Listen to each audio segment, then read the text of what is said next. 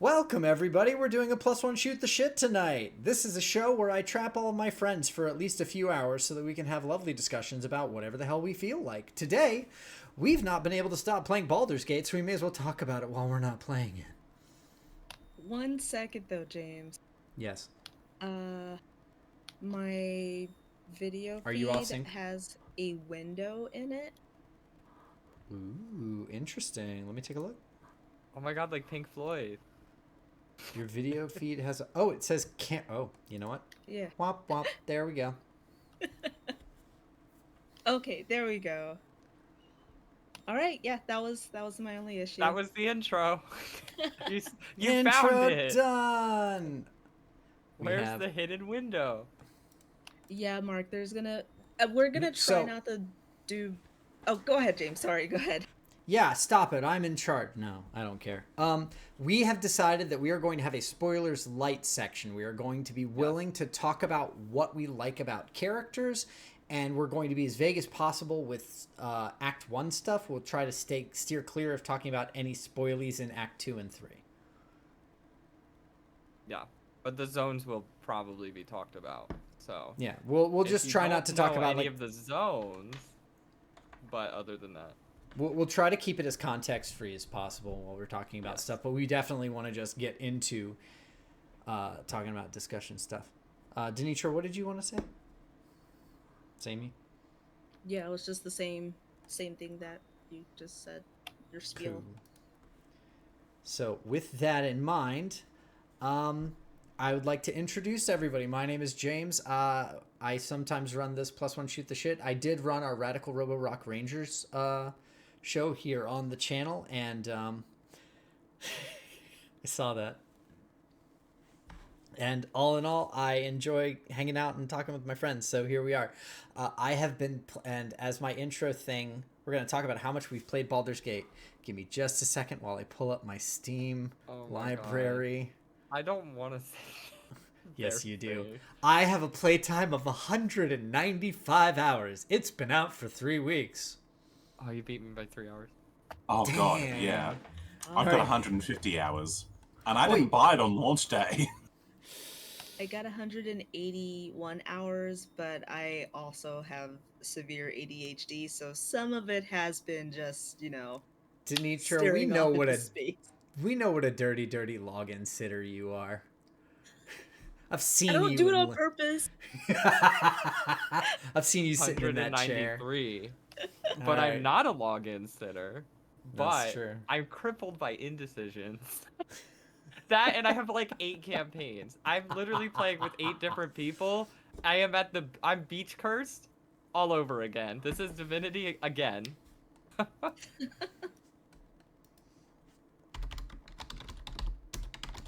All right, so with that to my relative left on this right on the screen, but my right as well. Oh, it flipped the camera. It made it easy. It's Denitra. Denitra, please introduce yourself. Hello, my name is Denitra. I have played in the aforementioned Teams with Attitude game that James ran. And as far as, are we introing like just ourselves? I actually was going to get in. Go ahead and just intro yourself, what you do on the channel, what you do. Okay. Yeah, so like I said, played in James's game, and I'm currently in the Friday night game, which is Philip's game, where we're doing a Splinters of Fate conversion. And I have occasionally guested for D&D Diablo, which runs on Saturdays. Mm-hmm. And then below me here, we have Billy. Billy, introduce yourself. I'm Billy. So I play in D&D Diablo as the famous Claude Dubois. Famous, that's the one. It's, well... other than that, secrets, but there will probably be a Keys to the Golden Vault game in our future that I will probably be running, so look out for that one whenever we do. and I believe that's all, right? Was there anything else? And I have way too much time in Baldur's Gate. Yeah, I mean, you said you have your 190 less than me, so you know. What? No, I have 193. So I have 3 hours Mhm. less. Mm-hmm. Wait, Yeah, five. that's right. Yeah, 3, 4, 5. Oh, 2 hours less. Yeah, I'm 2 hours less than you. Catching 'Cause up. You could just yeah. stay logged in for this and pass. Apex Knights keep stealing me, or I'd have more. Easy enough. So, and then finally to the bottom right, we have Ro, or other James. Hi, I'm Ro. I play the character of Steve, who is basically just me in the Radical of Robo Rock Rangers game. And I also play the breakout hit main Fonzie style character of Horaciel in our Dungeons and Diablos game. Fonzie? Hey! Hey! I'm Horaciel. Hey! Hey! Fireball. Forget about it! Vicious mockery. That's not. No. Hey! I don't know what more variants. Reckless I- attack. You reckless okay? attack. And there. What's? I'm reckless attack in here. Oh my God! New Yorkers are the worst. Second only to. And I'll also be starring in a certain Keys to the Golden Vault game that a certain someone may true. or may not be running. Very Awesome. true. All right. And I have according to Steam, I've got 151 hours in Baldur's Gate 3. That's a So lot. me and James are winning right now. Yeah, we're winning by an actual work week. Which is that winning? Who's to say? And we work like long jobs too. Yeah, That's the we funny do. part. It's not. like Who needs sleep it's not honestly like we're just like or I have weekends? all this free time. No. What is it's- sleep? Exactly. Listen, if I just get 2 hours of sleep a day, that's 6 more hours of gaming right there. Yeah, if I This is take a right long there for rest me. in Baldur's Gate, I basically took one in real life. That's exactly how it works. All right, so yeah. just for intro for folks who are here, we will be trying to do spoiler light is what I would say. We're going to talk about characters. We're going to talk about like vague things in the game, but we're going to try not to spoil any actual plot points, and we'll probably up each other if we notice someone getting a little rowdy. Yeah. To start off, do we want to talk about like games backgrounds for people who've played? Do we want to just give a quick review at a glance for how we feel about the game? To be honest, I plan very much on talking about Baldur's Gate 3 in the context of a tabletop gamer. So yeah, I'm happy to sort of talk about what our backgrounds are. Cool. You first then. Okay, sure. So I am a 32-year-old man who has been playing tabletop games since I was 14. I want to say, like tabletop role-playing games. I mean, I started with 3rd edition Dungeons and Dragons, which don't do it, kids. But it was good for its time. Since then, I've played. What have I played? I've played Vampire the Masquerade. Just the whole Hunt of the Reckoning. Not just the whole World of Darkness line. To be honest, I've played Exalted, which is the same publisher, I guess. I've played, the Star Wars tabletop role-playing game line. D20 or Fantasy Flight? Both. Although I'm mostly D20. I have a big pile of Star Wars Saga Edition books sitting on my shelf over there. Oh, wow. In fact, I have a whole shelf dedicated to role-playing game books. I've got a bunch of PDFs of games that I've never played. I played a little bit of Lancer, which is really good. Highly recommend it. I've run a little bit of Lancer. I like it. It's very hard to program for in terms of being the one running it. But playing the Lancers is great. Playing is great, and it has great support. So anyone who enjoys the tactical combat aspect of Baldur's Gate 3, and who also likes mechs, Armored Core 6 just came out, maybe check out Lancer. We can't talk about that today. We're busy. No. Today we're talking about how much I want to suck Baldur's Gate's dick. There it is. Yeah. So, okay, do we all just to get it out of the way, review at a glance? Are we all 11 out of 10, 5 stars? This is a great game. Anybody who likes this style of play it, or? I wouldn't say 11 out of 10, but it is rating really, really high. No, look, my issues with the game, we'll get to them. Don't really have. I thought I was like usually I'm the hater, No, It's this isn't your hating. turn. This No, I know. I'm just saying. Usually I'm the villain. It's your turn, Oh. girl. Oh, I'm gonna turn full villain mode when we talk about multiplayer. Oh my god. All right, Yeah, so I love go it. ahead. It's amazing. I in terms of games like that, like what would you compare? Like, would it be in the Dragon Age, Mass Effect kind of category, or would it be in I don't know any other game like KOTOR, So like Knights here's of the the Old thing. Republic? Baldur's Gate harkens back to Baldur's Gate, or Baldur's Gate 3 harkens back to 1 and 2. Right.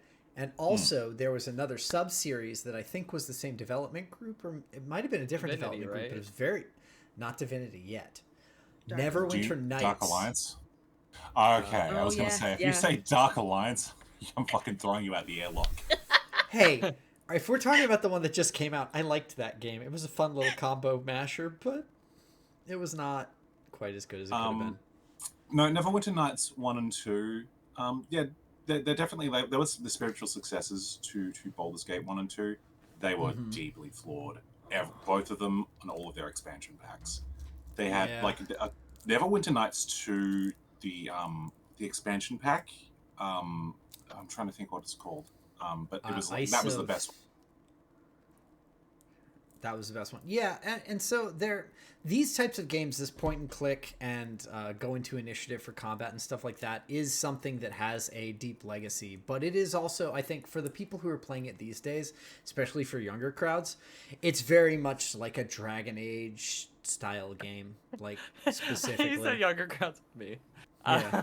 I would say it definitely takes beats from, like, you know, the Dragon Age, Mass Effect kind of modern CRPG kind of area, but it's I would say in a lot of ways it's very much like a refined formula of the point and click style, like, you know, top down isometric CRPG, like Baldur's Gate 1 and 2. It gives me like refined through the lens of like the modern CRPG. Because it gives me vibes of not Dragon Age 2, but like Origins. Like the original Dragon Age, it just going through it felt like that. Yeah, so that's why I was like, if we're comparing it to that, point and click, right? Yeah, I think actually Origins was a point and Two click. was very like.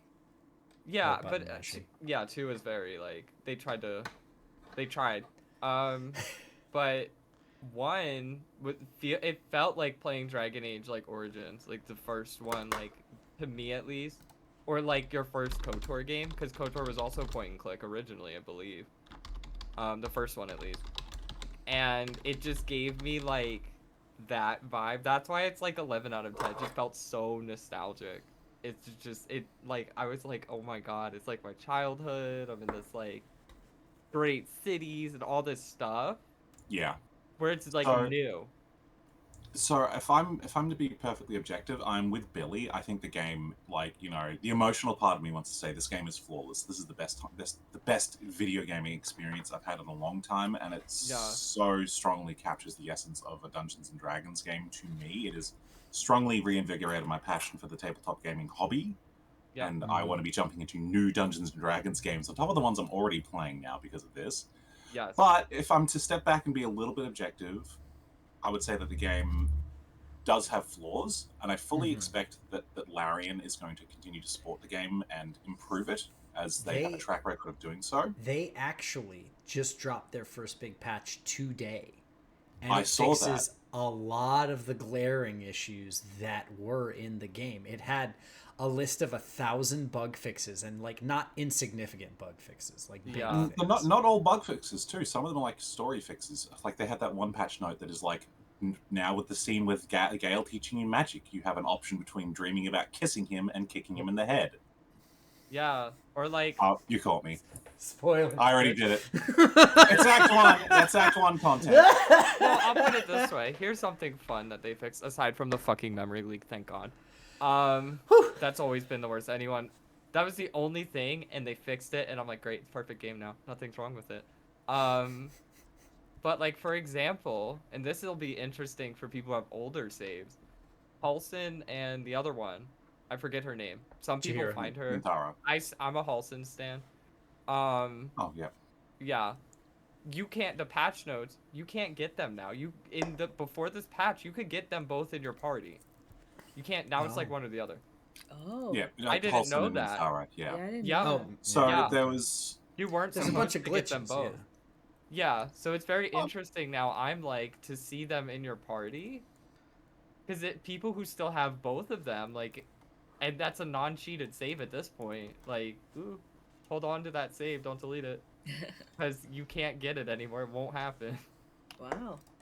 No, actually, not even that. I've seen posts on the Reddit of people who had both Minthara and Wholesome in their party. Wholesome just is dead in the camp now. Oh no. They killed my husband. Fucking got him. Oh no. Okay, so but I'm so either happy I way, killed him. this sort of stuff is getting a little deep into spoilery territory, but Yeah, but no, they Well, did this fix is- a lot. it is, Well, but it is a lot of it's the characters and being able to get them. There's certain paths Yeah. and stuff, but This let's is all try to Act 1 steer stuff, clear but of we'll- like Yeah, this- this is very yeah. early Act 1. yeah. Like, very early. Yeah. But No, you're right. We should be steering clear of that, though. So, no, from an just objective in standpoint, general. the game for me is like a 4.5. The first major patch just dropped. I do think they're going to continue to support it, and by the end of it, I'm probably going to be like looking back in this game fondly for years, going back to it when I'm bored for years. This is one of the best gaming experiences I've had in a while, right? Like this, you know, like this is up there for me with like Elden Ring when it came out was like Yeah. top tier. Like I loved Elden Ring. I do love Elden Ring. Right up there with me. You know, like I don't even know. I liked Elden Ring, but not as much as I liked this. I mean, frankly, I think this game has a lot more replayability. Yeah, Yeah. definitely.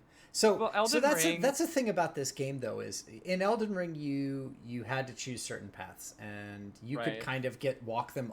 It's pretty similar in this game too. You can walk them all the way to the edge, but before you jump off, you have to pick one. Well, that Elden Ring's kind of game, this game will shove the lore in the story, and if you want it, like, that's the thing with Elden Ring, is, like, you have to, like, it's environmental storytelling. It's, Yeah. you go to the abandoned church, and all the dead people are here, and then you find notes, and you find a sword that's like, oh, this sword killed everybody in the church, and you're like, oh, okay. But if you don't look for it, there's no there's no story objectively, because you're not, you have to not look for it, but it's there. They give it to you, it's just, if you're just running slashing It's everything. a Soulsborne there's no- game where it's 100% environmental storytelling, whereas Yeah. Baldur's Gate 3 has actual storytelling and it's quite skilled. So good. Hmm. Yeah, to the point that it paralyzes me at this point. Honestly, I still can't complete it because every time I make a decision, I'm like, I'm gonna kill someone. I know, right? Like I'm so happy they fixed the memory leak because the amount of times I have done something in the final act and I'm like, I don't know, I have and I'll just so literally load many. it. I have so many saves in this game, just like points. Like I get to a major decision point, I make a save, and then I'm like, if I have to go like 20 hours back in the game to fix a Yes. mistake I made, I will. So that's a I question, definitely James. yeah, okay.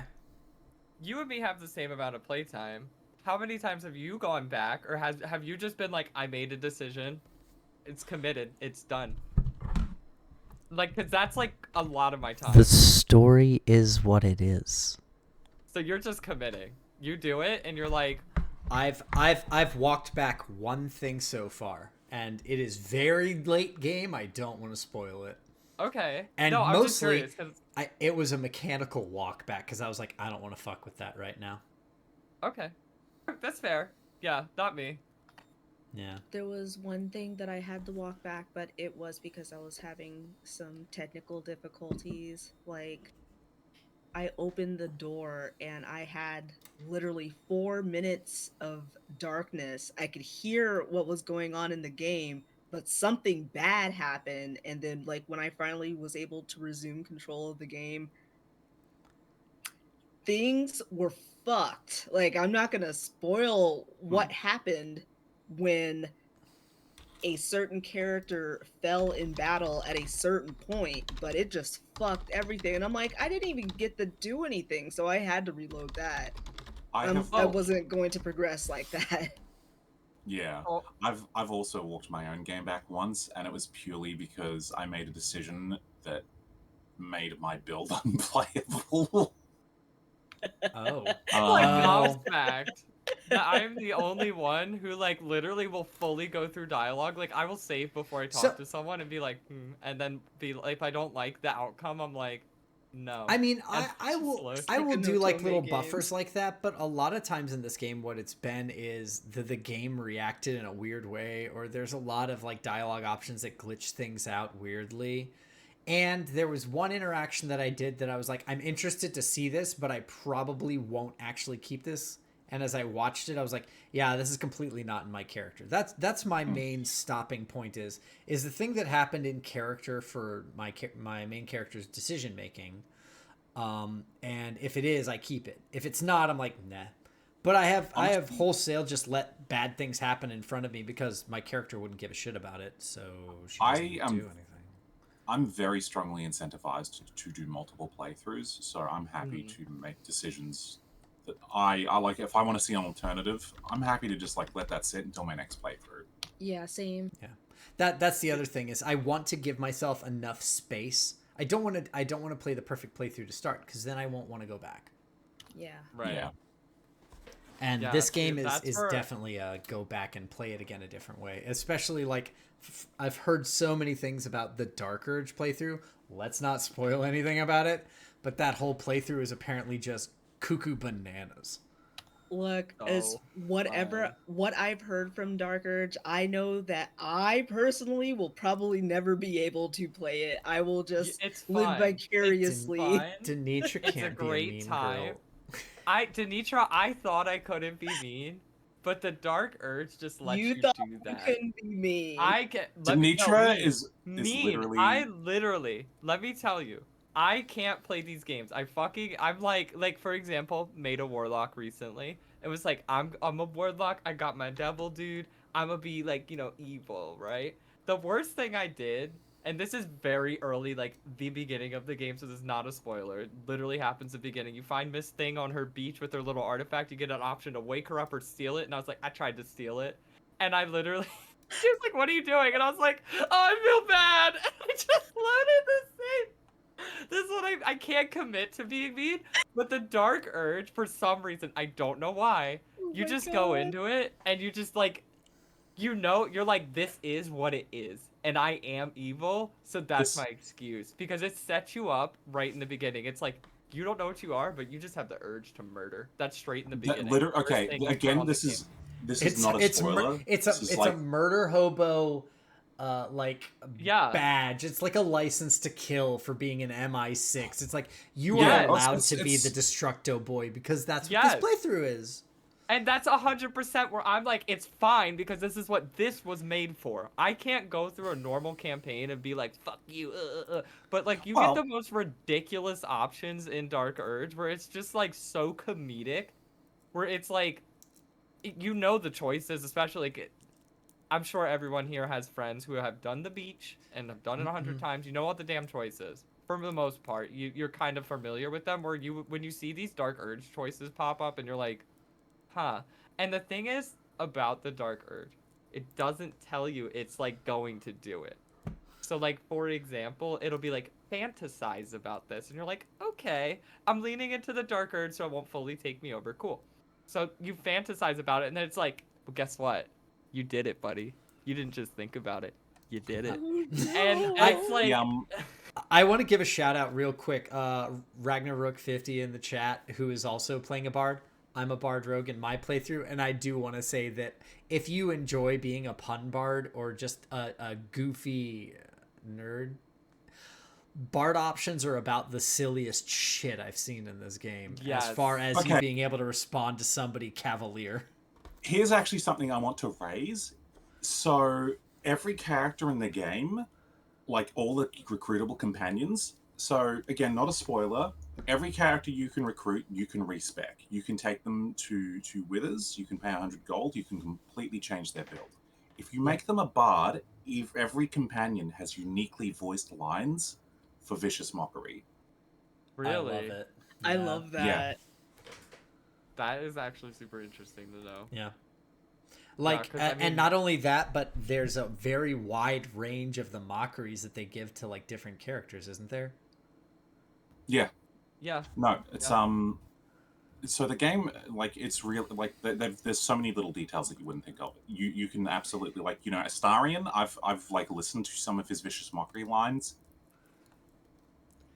There was a recent meme that I saw, the Gustarian one. Whoever posted that in our Oh, channel, and Gustarian, oh my yeah. god, the actor for Astarion voicing Gustarian. Am I a good goose or a bad? Well, I don't know. It's just like what? Huh. That's another thing. Is like, I want to say the whole voice cast for, like, the main companions. They've been everywhere. Also, I want to say real quick, Amelia Tyler is the voiceover lady. The narrator. The narrator for this game. Her YouTube channel has all the outtakes that she has from her recording sessions. Honestly, putting the They're outtakes great. aside, the narrator carries the game so much. She's for great. Me. Very well. She has such a rich, such a well-developed voice. She captures, like, in somber scenes, her voice is somber. In, like, funny scenes, you can hear her, like, she has laughter in her voice. Yeah. Like, You know? the corpse regards you lifelessly, and it just, her voice is just so, ooh. Power surges through you. Authority. Yeah. Yeah. And I'm like, ooh, yeah, authority. Yeah. Yeah, No, the narrator it's good definitely stuff. is very, and she pops up in places that you wouldn't expect, but you would expect in a real tabletop game, right? Like, Yeah. For example, Yeah. if there's a graveyard and you're going through, and I was She's like, your GM. clicking- She's your DM. Yeah. She's narrating. you're like the shit clicking for on you. headstones, and I'm like, okay, it's just gonna pop up like, here lies Jim, and she's like, here lies Jim and his dead dog. They were buried together. How sad. And I'm like, that is just the, like, it's so Pulls you in. nice. It pulls It you in. really, it just fucking grips you, and you're like, holy Yeah, shit. the- all right, the- I like- want to read every fucking tombstone in this For graveyard. real. Every time I get scolded with they don't think you should be doing that right now, and you're just like, all right, DM, I'm sorry, I'll walk away from the NPCs. Yeah, it's like personal fucking. stuff. This Fuck. like English lady. I'm playing a leaning on the rogue, table, so like, I'm just like, are what you can I sure you steal? want to do that? Like, well, no, not now. No, I don't want Now that you said it. Yeah, Mark. It is very much like playing with a DM. Like, It- obviously, they- it's they're not- set lines, but the narrator very much sets the tone whenever you go to a different place, whenever you're in a different scene, and like as an establishment for any like moving into a dialogue or things like that, the narrator does an amazing job. So here's the thing as well. With a visual medium, there are certain, like, like when you're reading a book and that book gets translated, for example, to film, there are certain things, like, when you're reading a book that you can't get out of a visual medium. For example, a good example is like the Dune movies. If you've watched the most recent Dune movie, beautiful movie. The old movie did a lot of what the character is thinking as a whisper in the background, just because I don't think that the director had any way otherwise of getting across. Because a lot of times, like for very heady writing where it's very cerebral, you have this like word blah that a character finds someone to talk to and says the thing they think in the book because there's no other way to get it into the visual medium. And it's the same thing sort of with Baldur's Gate 3. Is I feel like without the narrator there, you would very much be missing out on a core part of the D&D experience, because it's like, like you can walk into like a dungeon room, and be like, okay, here's like, well, a cool ancient statue. There's like, moss growing all over the wall or whatever. There's like, you can see like there's candelabras burning. Great. But, when you're playing a tabletop game, you've got your DM there to be like, here are the smells you're smelling that you can't, translate through a visual medium. Here's like the sounds that are like in the back of your skull. Like, the air is stale. No one has been in here for centuries. And it's the same thing with Baldur's Gate 3. There are like times where you just like enter an area and the narrator is just telling you what's going on, like, telling you what your senses are picking up. Or when, for example, when you're in a conversation with someone, and it passively rolls an insight check. Yeah, the explaining narrator will how be they like, regard you. Yeah, they'll be like, you'll succeed on a passive insight check, and they'll be like, you notice his eyebrow twitching as he speaks to you. He's not being 100% truthful with you. And like, that is, it really gives you the D&D experience, like because honestly, because that kind of stuff, that kind of detail, I'm afraid just video games are not up to that. And even if they were, like, it's such a stupid detail to include unless you have someone telling you what's going on, because it's like fucking, like LA Noire is what jumps to mind, where they have that mechanic of like, oh, everyone's Down. mocap really well, and you can tell whether or not they're lying. Like, no, Ki- LA Noire is fucking stupid, dude. Look, there it was tried for a game for a PlayStation 3 game that came out in like what 2009 or whatever. I think they did a good job, Well, even hold with on, the damn Denitra, faces. Denitra, can I just? Yeah, I was at the docks. You know, what are you talking about? I was, you know, I wasn't there. What do you know? Like, okay, is this guy lying, or does he need to use the bathroom? Oh, Is this a caricature? like Calm 20 down. years ago at this point. It's an old game. But I would say it's Stop! Ow! yeah, I'm a child, God. whatever. But okay, no, because you're right. Because the thing is, when you're in a game, right, especially like this, you don't need that. You don't need to be like, this is an old tomb. No shit, Sherlock. I can see it with my eyeballs. It's an old fucking tomb. But then she literally like goes in and she's like, yeah, it's in an old tomb and it's dusty, and you're like, oh, I can't see it, but I guess it's old. You know, it's just like she like builds upon what you see. And Yeah. even though you can see it, she still describes it.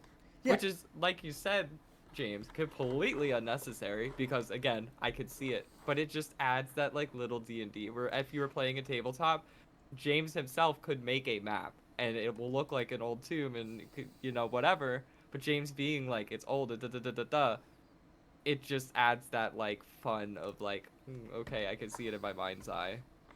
And I like that. I Yeah. think that's a great So, tip. Or for great me, thing that they do in the game, rather.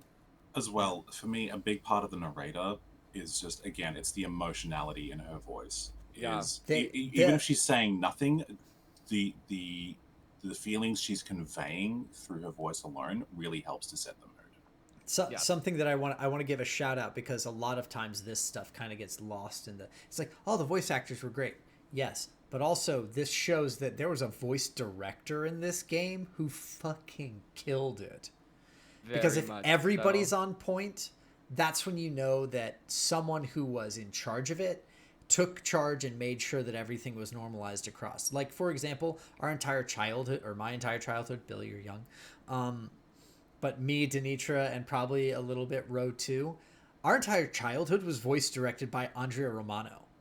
And that's why we love all of those shows. Everything from Disney Afternoon, all the stuff from WB. Andrea Romano was the voice director, and she fucking nailed it. And so when you were a kid at our age, you take for granted good voice direction, and then you see a show that didn't have it, and you're like, what happened?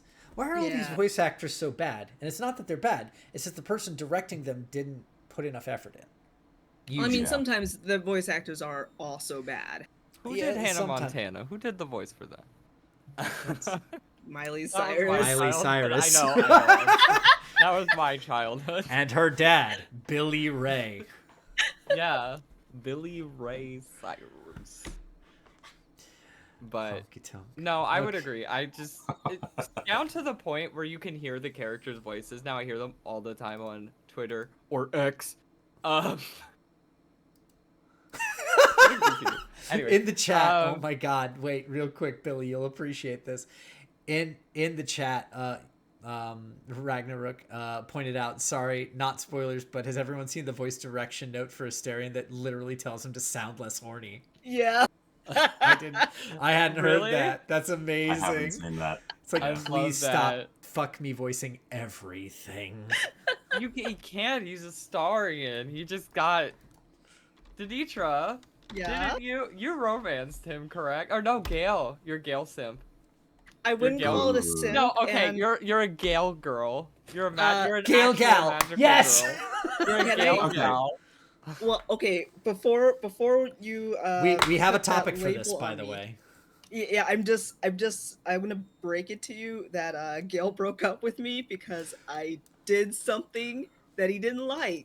So who are you? Are you just single now in Baldur's Gate? You're just wandering the city looking for Who'd you love? pick up? Tell us your grab Yeah, I want to back. know. Come on. So right now, since I'm a single woman, I'm thinking either Shadowheart or Karlak. You know, Good, decent choices. Oh Decent my choices. god, I love Karlak. Karlak, She's- wife. What a I love weird her way. so much. You just like her What a accent. strange way to say Halson. All right. I do like giant tiefling barbarian women with axes. I can't lie. I don't know. Yeah. Let's just Shocking. say, Their daddy Shocking. can get it. All right. look, Halson. Yes. All right, so Great. we've transferred. So I'm gonna just switch the topic.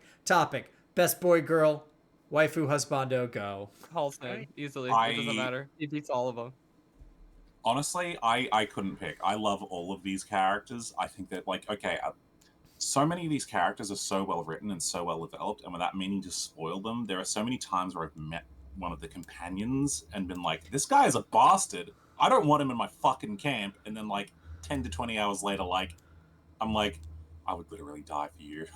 Yeah. Really? I've never had a speak- single companion that I've been like, ew, I don't like them. You don't like Gale. That's One of the companions. I don't like Gale because he eats my magic shit. Even if I sell it to them, just stop. Get over it. Oh my god. He's trying I- to I'm not die. I Billy, people are. Gale One is of the companions- starving. Okay, he needs. Food. I have Shadowheart. What use are you? What use are you? I have Shadowheart.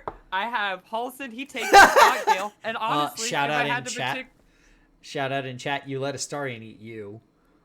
I did let Astarion kill me. However, that was in a different playthrough, and that was because I had to break my Halson simping because I thought, okay, very fun story. So, Mr. Withers, the ancient old bone dust man from the planet Old, decided to come and fucking read me to filth in my story as I'm talking to him, and he goes, huh, it's kind of interesting, you know, don't humans like love? Fucking virgin. And I'm like, what? Like, he literally is sitting there staring me in the eyeballs going, don't you want sex and love? What's wrong with you, virgin? And I'm like, oh, bitch, like, aren't you dead? Shut up! So, I'm getting really... Withers is about the most catty bitch in the entire... He is like an old grandmother sitting there staring at me going, so where's my grandchildren? That's what he said to me. And I was like, who the fuck are you, Withers? I are think you, that even? there was with no spoilers, there was a character in my camp that I did not complete the quest for, and they left. And I went over to Withers, and one of the options was, hey, where's Person? I was like, so where's Person? And Withers was like, well, you're shit, so they left. And I was like, He's so fucking mean. why? He looks like this old, frail man that you, like, a gust of wind would send him to another continent. And he could sit there and just read your ass to filth. And he's like, and I know you won't kill me, because you fucking need me. And you're just like, you fucking bastard, Withers. He's like, you can't gets kill me me if you every try. I'm time. already dead. So I was down in the dumps, and I'm sitting there playing through this campaign, trying to bang Halson, because he's a later bang, he's not an early bang. So I had to get all the way, halfway through the fucking game. I'm just going through long rests at this point to be like, when is the scene gonna happen? I have done everything. I have done everything. I'm like, long rest, some shit happens. All right, this isn't the Halson scene, next scene. Long rest. Oh, hey, my kids are missing. Great, I don't care. Where's Halson? And I just keep going through long rests. I think it took like 10 long rests for him to finally be like, so you want to, like, do it? And I was like, yes. I did the 2 options. You get 2 options with him. Yeah, You get regular don't, sex. Don't spoil That it was for spoiled when they people. revealed the game. Don't, That was a fair. whole spoil. don't go too deep though. Yeah. Ha! Well, he You know. does. I'll put it this way. Mr. Halson goes quite deep in the other option. Jesus. I did the first option. I wanted to see the second one, did it? I was like, I don't know. So I did the first one, and now he just calls me, he tells me that my beauty pales. Like, I'm in love with him. Like, actually, and like, I'm like, if you were, like, we're married. I'm married to a video game character. I would carry him around in a little virtual box and be like, this is my husband. He'd be like, your beauty pales into nature. I'm like, oh my god, you're like a druid. It's like, I'm better than I gotta nature. cut you off here though, Vash. Like, I know 100% that if you see a big hot man, it doesn't matter. He could be the meanest bitch to you and you'd still want to marry him. That's so true. But Halson is just, he has the soft side. And I like that about he's very like, I don't know. He's like a hot, young Bernie Sanders. can I don't we know. talk- He's like very like, Well, I love it. Can we talk for a second? Because there is, and I do want to point this out, there is a way to kind of ship your characters with each other, but not enough, I feel. Like the party characters with other characters, or Yeah. like you with your character, or your No, character. With I other ones? want to play kiss dolls with all my Matchmaker, characters. yeah. You can, but I think it only happens the one time. Yeah, that's the thing. I wish that I could That's all I set know of, up at least. romance storylines for the origin characters. Because, like, Oh my in chat, God. we're talking about Will and Karlak being canon, and I feel that. Yeah. Oh, Yeah. 100%. Like, the main thing that would steer me off Karlak is I feel like she and Will should have a thing. Yeah. Oh, 100%. They are like My, that made in okay, heaven. first of all, wrong. You're- The real OTP here is Shadowheart and Lae'zel. I mean, if Very you're true. into Punch, that, punch, kiss. I can yes. see if it. you're into I punch, see punch, it. kiss. No, Listen, because she's they like, have the she's most like, dialogue I hate options with you. each other of anybody. Yeah, it's like they're like what are they, like opposites attract. She's like, oh, I hate you, your hair, you stink, and she's like, oh, well, smell my pits, babe. I don't know, and then they like come and kiss. Like, that's like them. You They're know, like that. They hate each other, but they get together in the end. I will That's- say they're like my they're romance like option the- for my first playthrough is Lae'zel, and Oof, that girl likes some stank. Like I don't. I could see it. It's not I for could me see it. necessarily, but She's she is. obsessed with me. It's true. You play for like a minute and Lae'zel's like, hey, you stink. Wanna fuck? Yes, I'm a barbarian, which I know is a very strange choice for me. I was inspired by Miss Veraciel over here. But she just is like, you're just like the prime specimen. You just walk up and you cut people in half. You are the man. You want to do it? And I'm like, no, girl, I'm with Halson. She's like, are you sure about that? Girl, no! It's every But time no, she that's- talks to me. She is a greedy bitch. That's the thing though. I just want to circle back because like the thing is with all of these characters, they start out, you know, like one way. I mean, here's the thing. Like if you go look at the Reddit for Baldur's Gate 3, you're gonna see so many posts like, I don't get why people like X and Y character. They suck. You know, I killed Lae'zel in my game. Blah blah blah blah blah. Shadowheart's a bitch. I pushed her off a cliff. Like, and I'm like, you guys are fucking idiots because these are some of the best characters in a video game ever. Like they're so well written. Like when you meet Astarion holds you at knife point. He's suspicious. He's shady. You know, he's a fucking douchebag. And I'm like, I don't even want you in my camp. I literally, my first playthrough, I walked away from Astarion without inviting him to my camp. I was like, fuck you, buddy. And then I went. About 5 minutes later, I died because I failed a roll. And then I had to redo everything I'd done. So I was like, okay, fine, I'll invite you to my camp. And I'm so glad I did because Astarion turns out to be such a well-written character, and that's true. Very well written. I need Yeah. to Astarion. doors. Wait, I what? see. Here's the thing. I don't use Astarion at all. I'm a rogue bard. I don't need him. Yeah. No, that makes Yeah. sense. But even if you don't bring him anywhere, I mean, you should because like some of his like world interactions are so good. He's so well voiced. I'll save so it. well I'll acted, save it for so my well next written. playthrough when I'm not gonna be the person who opens all the doors and Yeah. does all the traps. Well, that's but the thing that I think about this game that sucks. I will say, two grievances really, but the first grievance is like, I want to know what everyone says. Like, I'm a barbarian. I have not touched Karlak. In fact, I needed her because there's a story thing I didn't even know that you could do. Not spoiling it. There's just a story thing, and I had a friend be like, "Oh, you just use these things," and I was like, "What?" I had her at level 1 since I got her. I just don't know. She seems like the coolest character. I like her. It's just I'm a barbarian. she Where doesn't do you fit the into this character picture? team. Yeah. You don't. I mean, fit and you in. can respec them. It's just I- the game is very much support, melee damage, or sorry, support, backliner, melee damage, tank, or melee damage and It's like God, what melee. is- I think it's just 2 damages, healer, tank. yeah, or I- you like, have I- your. I'm not gonna lie to you. I run a paladin, a fighter, Face. a barbarian, and a rogue in my party. It works just fine for me.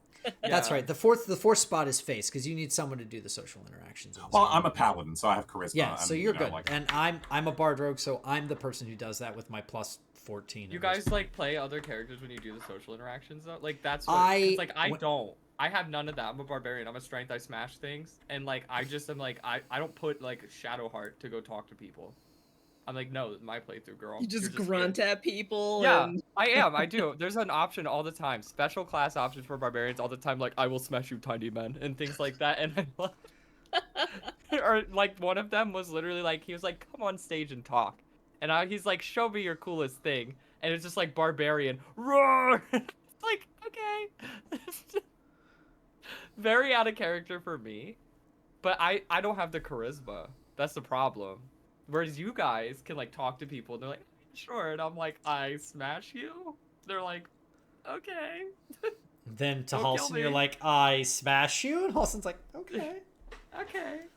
Well, he smashes me. But Oh, he does. He tops you. I'm gonna just tell spoiler alert, he tops That's you. very interesting. You're the bottom. Halson is daddy. That's why he's daddy. He's 300,000 years old and he can get it. All right. Oh my god. That forest Viagra works. Oh God. Oh God, I have. Yeah. I'm sorry, you were gonna say? Oh, I was just gonna say, you guys are all. I agree with everything y'all are saying. Like every single character in this game is super interesting, and the punishment for it is you can't really interact with all of them fully. And if you did, like I'm 190 hours into this game. I don't do anything with Astarion, and I don't think I'm gonna pursue his stuff in Baldur's Gate. Really? I'm gonna save other it. thing too. You're missing out. Asarion has a great story, and like I the thing is, believe even if you do his stuff in Baldur's Gate, there's just a lot of little interactions that you've missed just by not having him with you. I'm sure, Like, I'll tell but you that much. that's I the mean, thing. Like that's I true think of he's still every level character. 1 for me. I mean, That is we a get shame. enough loot in this game. You don't like, for example, in Act 2, very big like will act. So like I took him with me, and I took Gale actually, kept Shadowheart. Let's talk about But this I don't too. normally Vash, take Will and Gale with me.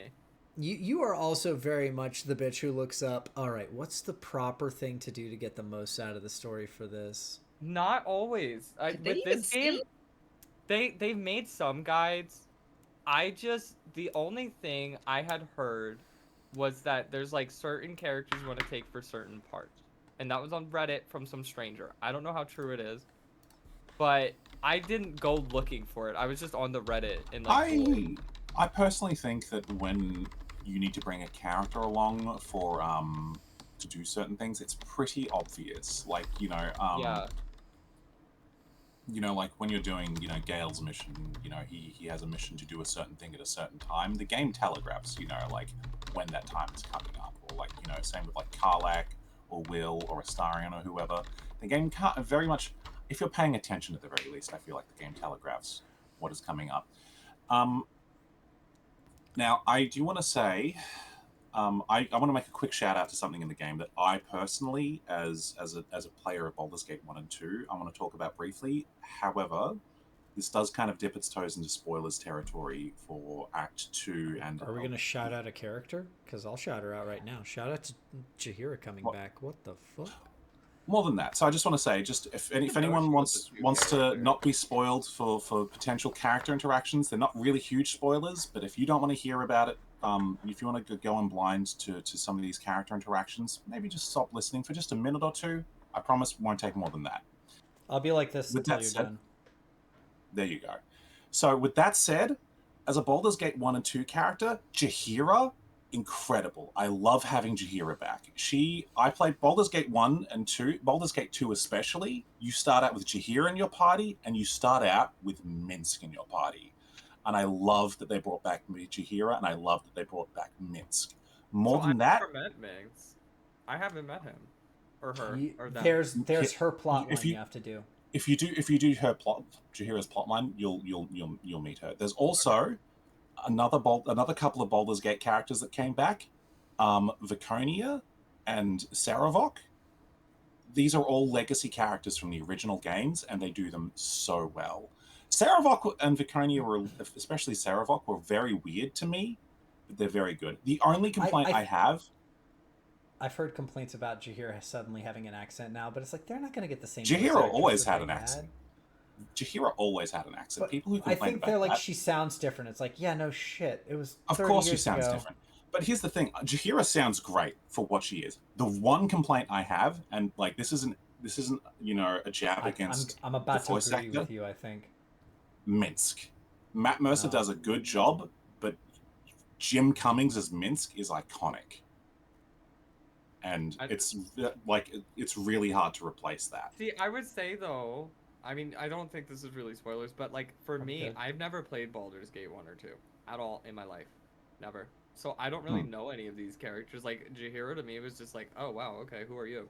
Or like or these other characters you're talking She's about, like to me it's not grandma. really a spoiler. Like I was just like she's cool. But Well, that, I and guess I'm interested to hear what you think of them as a new player. I think I can put this down now. We're not. yeah, talking yeah. about it So like the anymore. new characters, I would say there's so and actually, okay, I 3 complaints. I lied. I have 3 complaints. So, aside from glamour, which we will get into, but glamour, give it to me. I need transmog. I need it. But for me, I liked her, but I just feel in this game there's a division in the party between like the originals versus, and by the originals I mean how you start the game, because everybody you meet in Act 1, which again, not a spoiler, is Yeah. Tadpole. Gale, Shadowheart, Lizelle. Will. Karlach Will Karlach. and I think that's Astarion. it. Well, I'm Astarion. just saying in terms of like Yeah, your, so your core the four people that you really meet in the first game feel like the core group. Yes. Whereas these like Love Halsin really doesn't like I like him as a guest character, and I'm not complaining that he's there, believe me. But it's just there becomes this slight division in your party where you have people who this plot seems relevant to, and then you have the extras who are like Yes. there, but it's like they're just your friends, and like I feel like they kind of just round out the class selection. Whereas like I honestly feel that the additional characters that are added after the original 6 could have just as easily been camp followers, and it wouldn't have changed anything. correct. Yeah. Correct. Yes, and that's the thing. Like Halsin, for example, when you go to the city, he's like, "Ugh, I hate the city," and like you don't really get a lot of interactions. Whereas I take like Astarion, whose whole plot is around this fucking city, and he's like blah blah blah blah blah blah blah all the time about the damn city, and you're like, okay, cool, and you get like really in-depth shit. Whereas like Halsin's main story is Act 1 and 2. And That's then you can where it have him in ends. your party as like a reward after, and he Yeah, doesn't but interact like as much. in terms of his story, it doesn't really. I guess there's No, it's like done a little basically tiny, but by the it's time you done. get him into the party.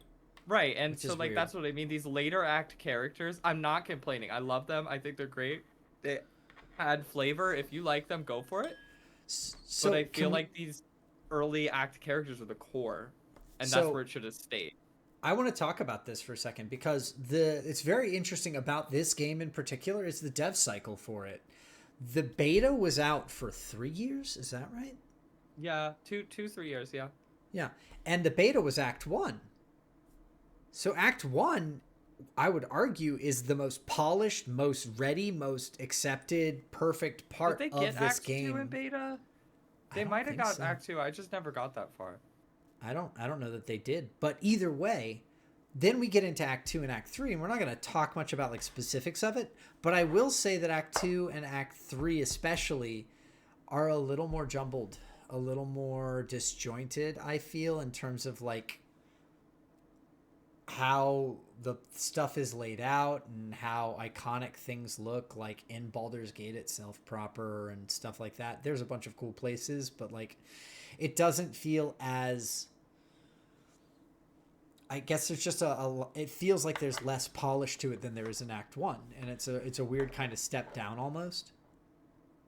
See, I feel differently because That's I feel fair. like, for example, Act 2 is like Act 1 is really like to me at least, getting your footing in the game. So like Yeah. when we started D&D Diablo, we were wandering. We didn't really know much about like Andariel and all of that, but we were just kind of like, all right, go start to find Andariel. Act 2, I think, is like more of the process of getting there. So it's the like humdrum marching through the woods kind of bullshit. You know, oh, you get attacked by hunters, and by the way, there's people over there. Oh, and by the way, and all the wrenches in your plans to get to where you need to go. Because I feel like if they were just like Act 1 to Act 3, like I feel like Act 2 was like the really like trying to world build, but also throw wrenches into like, yeah, you're there, but you're not there yet. And like, I don't know, that's where I feel like Act 2, I get what you're saying, where it's like they could have sold them as like If this was any other company, they could have probably sold these as 3 separate DLCs, made shit tons of money. Yeah. But the way they packaged this game, like, on its own, Act 1, 2, and 3, in my opinion, could have been 3 separate games, like Baldur's Gate 3, 4, and 5.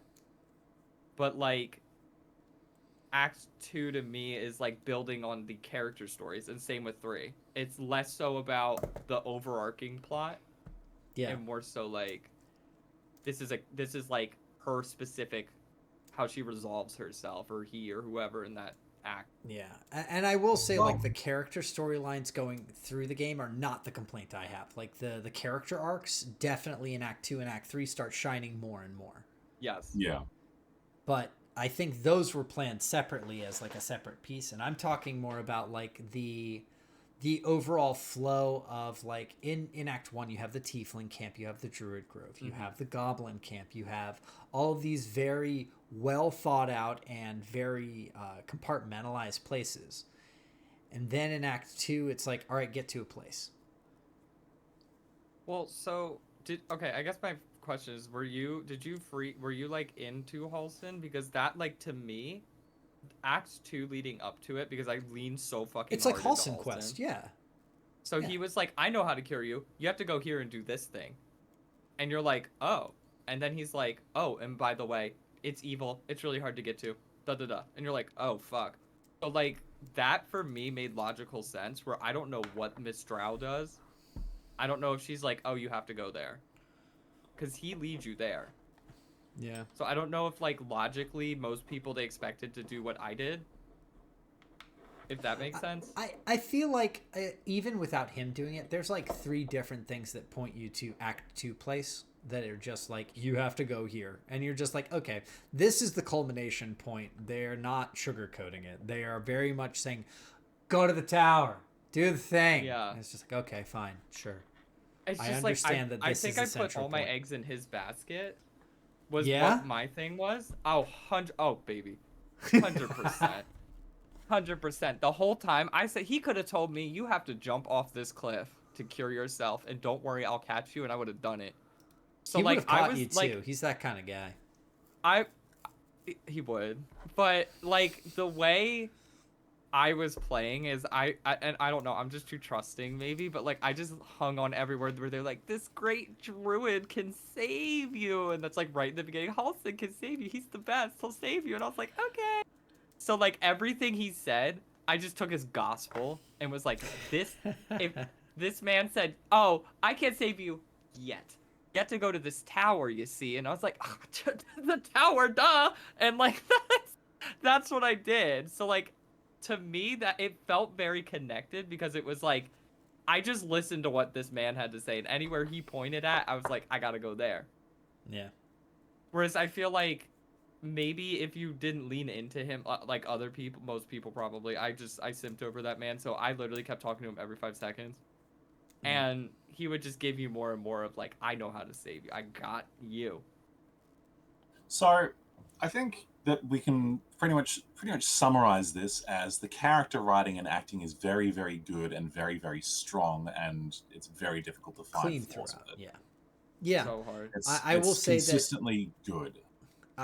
The ability to feel like your character has had a positive or negative potentially influence, however you felt you wanted to, on the other character, the origin characters in the party, and define their story in interesting ways, regardless of which way you go with them, is very good in this game.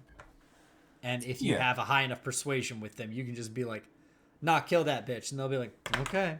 Throat slit. Like the options, right? In this game. Oh, hold on. I also just want to say, Denitra, I haven't heard you weigh in on this one quite yet. What do you reckon? What's your take? Yeah. What about Halcyon? How the story flow? No, about the how's characters in general. Yes, Halcyon. Who's your fave? You know, where do you It's stand? Halcyon. Calm down, Billy. She's my aunt. She loves Halcyon, alright. I don't really have a favorite. Like, I really like ensemble casts. You know, I'm a shonen fan, so Yeah. That's fair. basically I'm gonna find, you know, strength in the group. The cough. Yeah, Oh, like, sorry, I had to cough. I don't like I said, I also didn't like just to throw it back to Astarion, didn't really care for him because I'm full disclosure for this particular game that I'm playing someone who is not an asshole and is trying to do good. So whenever my character makes a decision, Mr. Twink doesn't like it. He disapproves every single thing that I do. Oh, me too. Don't worry. I'm negative rep with him at this point. He's ready to run the fuck away. He's like, every time I talk to someone and they're like, help me. And he's like, could you not? There's a Please, question in your the chat, Nitra. bleeding heart is. What animal would each party member be in the Sonic verse? Yeah, Ragnarok50 in the chat giving you some Oh my homework. God. Okay. Let's go easy. Shadowheart. Shadowheart would be. I'm thinking maybe a raccoon. I could see it. The Yeah. little scar on her nose, really. She's a trickery cleric. That makes sense. Yeah. Yeah. Yeah, I think so. Yeah. Yeah. Oh, I do have a quick question for everybody. This should be really fast. When it comes to the characters, did you just let them progress as they were going to, or did you like really get any depth into like changing the way that their level worked? For me, it depends. For Lae'zel's default class development is she's a great sword fighter using the Battle Perfect, Master. flawless, beautiful.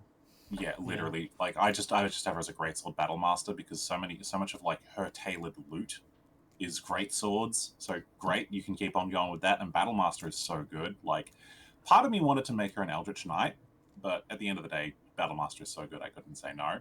Also, most Gish Yankees are Gish by nature anyway. So. Well, exactly. That's kind of why I wanted to go with the Eldritch Knight path. You know, because like the Mage Knight is such like an iconic Gish. I mean, the term Gish literally comes from like second the edition Gish D&D. in Gish Yankee, yeah. Yeah. But no, Battle Master is just so good. Same Karlak, I think defaults to an animal. Totem barbarian. Totem barbarian. I made her a berserker. Cool. Astarion. Cool. No, berserker is really good. Arcane Trickster for Astarion, I changed him to an assassin, and I don't regret it because he always acts first, and having that advantage on the first shot means that basically he just takes out one of the enemy team, like on the first turn. Yeah. I've also built him as an archery rogue instead of a dual wielder. Me too. Yeah, I mean, builds are definitely an interesting thing in this game. We should get to that at some point, but we might just talk story and stuff for the bulk of this if we're just running for. It's been about an hour so far. I don't know how everybody's doing on timing. Because James, everyone I speak to has had Astarion in their party, but you. So yeah. What did you do with your party then? My party it's very boring. I have me, Shadowheart, Lae'zel, and Gale. The first 3 characters you grab, I've kept. What classes did you make then? No spoilers beyond, but I have respec Shadowheart. She's still a cleric. Did you do a healer cleric like me? No, I went light. Okay. But Lae'zel is just a Battlemaster fighter, and Gale is an evoker wizard is just so ridiculously strong. Wizard's so good in that game. As someone who plays a fucking wizard in D and Diablo, in that game, the spell scrolls, and you just find the most rare shit. I mean, that game is, I honestly, probably 100 hours out of that 60 has just been me clicking on pots and being like, ooh, what's this? And shoving it in my bag. Yeah. And like, when we were, funny enough, doing a D and Diablo Baldur's Gate playthrough on my wizard, it's just like, I collect all these scrolls, and it's like 50 gold, now you know this, 50 gold, now you know this, oh, I know this, and I know that, and I know this, and I know that, whereas like, wizard in D&D doesn't work like that. Like, you're not constantly like, and you just found a scroll of like mass disguise, and also a scorching ray, and also like, it's to the point, I think Halson right now has a bag of 500 just random different scrolls. I don't use them. So in tabletop D&D, a wizard absolutely can learn magic from scrolls, as well as from other wizards' spell books. You I've can been buy them feeding, at libraries my and good boy things. Gale. Right, but Yeah. not like so frequently. I mean, I have Not so 500 frequently, no. scrolls. I get so scared to use them, so I never do. It's funny, I have like all these rare ones, never touch them. Yeah, I have like a crate filled with like hundreds and hundreds of scrolls in my. I too am my elixiring or mega elixir hoarding the shit out of everything. And it's like I'm trying to break Game, that. I don't need it. I've got so many like powerful elixirs at this point that I just every time I wake up, I'm just like, all right, Lae'zel, you can have like an elixir of bloodlust. You know, fucking Karlach, you can also have like an elixir of like Colossus strength. You know, like I've got like an elixir of Cloud Giant strength that I'm like, all right, I'm gonna do a boss fight. You know, this long rest, so drink this, guys. You know, Astarion is like, I don't know. Stuff like that. I've started to try to use poisons more, but like... I forget, always. I buy them too. Every time I'm like, ooh, this could be good. And then I You never... buy them? I can't get rid of them. I have a want bag to. on They're going to be useful someday. I have so many arrows. So many arrows. I have like hundreds and hundreds of like these special arrows. I have a bag full of poisons and arrows that is 40 pounds on my main character, my Bard Rogue, and I'm just sitting there staring at them like, so I don't need it just yet. Use them. Like I know. What if I need them? What if I need them? Yeah, they're Mega all elixir syndrome. And then when you need them, you're gonna get to the point where you're like, well, what if I need them later? Yeah. Literally had a fight me where all the time. Oh my god. Literally had a fight where I did need them, and I said no, I don't want to do this fight yet, and I moved on. I should just go back and be like, what I mean. Bitch, glug glug, come here. I will sit there and burn through spell slots before I touch the hundreds of scrolls I have. And I'm just burning through going, man, this sucks. I don't have any spell slots. I guess it's time to take a long rest because I can't fight now. You have a bag of 500 scrolls. You have a bag of 500 scrolls. You will be fine, bud. But no, it's always like sitting there like... Or all of the potions, it's like, this potion turns you into a god for 3 turns. It's like, ooh, gonna have to save that for after the last boss. Right? I'm gonna beat the game. What do I do with it then? It just sits there. But you sell it. You buy a house in Baldur's Gate. What happens if DLC comes out? What happens if DLC? Yeah, exactly. You gotta look out. You and the party open a small bookstore together. I need to just make myself play on Tactician so that I'm like, bitch, you have to use things. You will die. Fun fact about Tactician. I would very much like to play a Tactician playthrough. Let me just spoil that illusion right now. Once you start getting up there in levels, it's just like playing through normal. Honestly, it's not... Yeah. It's not as the AI is better and meaner. You can still kill them just as fast. Once you start, all of us in late game, when you start getting to late game, you're like 100 health, cute. All right, and then you just kill everybody. Tactician I will say just that like Lae'zel... the 100 health guy won't run through the firewall 5 times back and forth and be like, oh, what's going on? Like,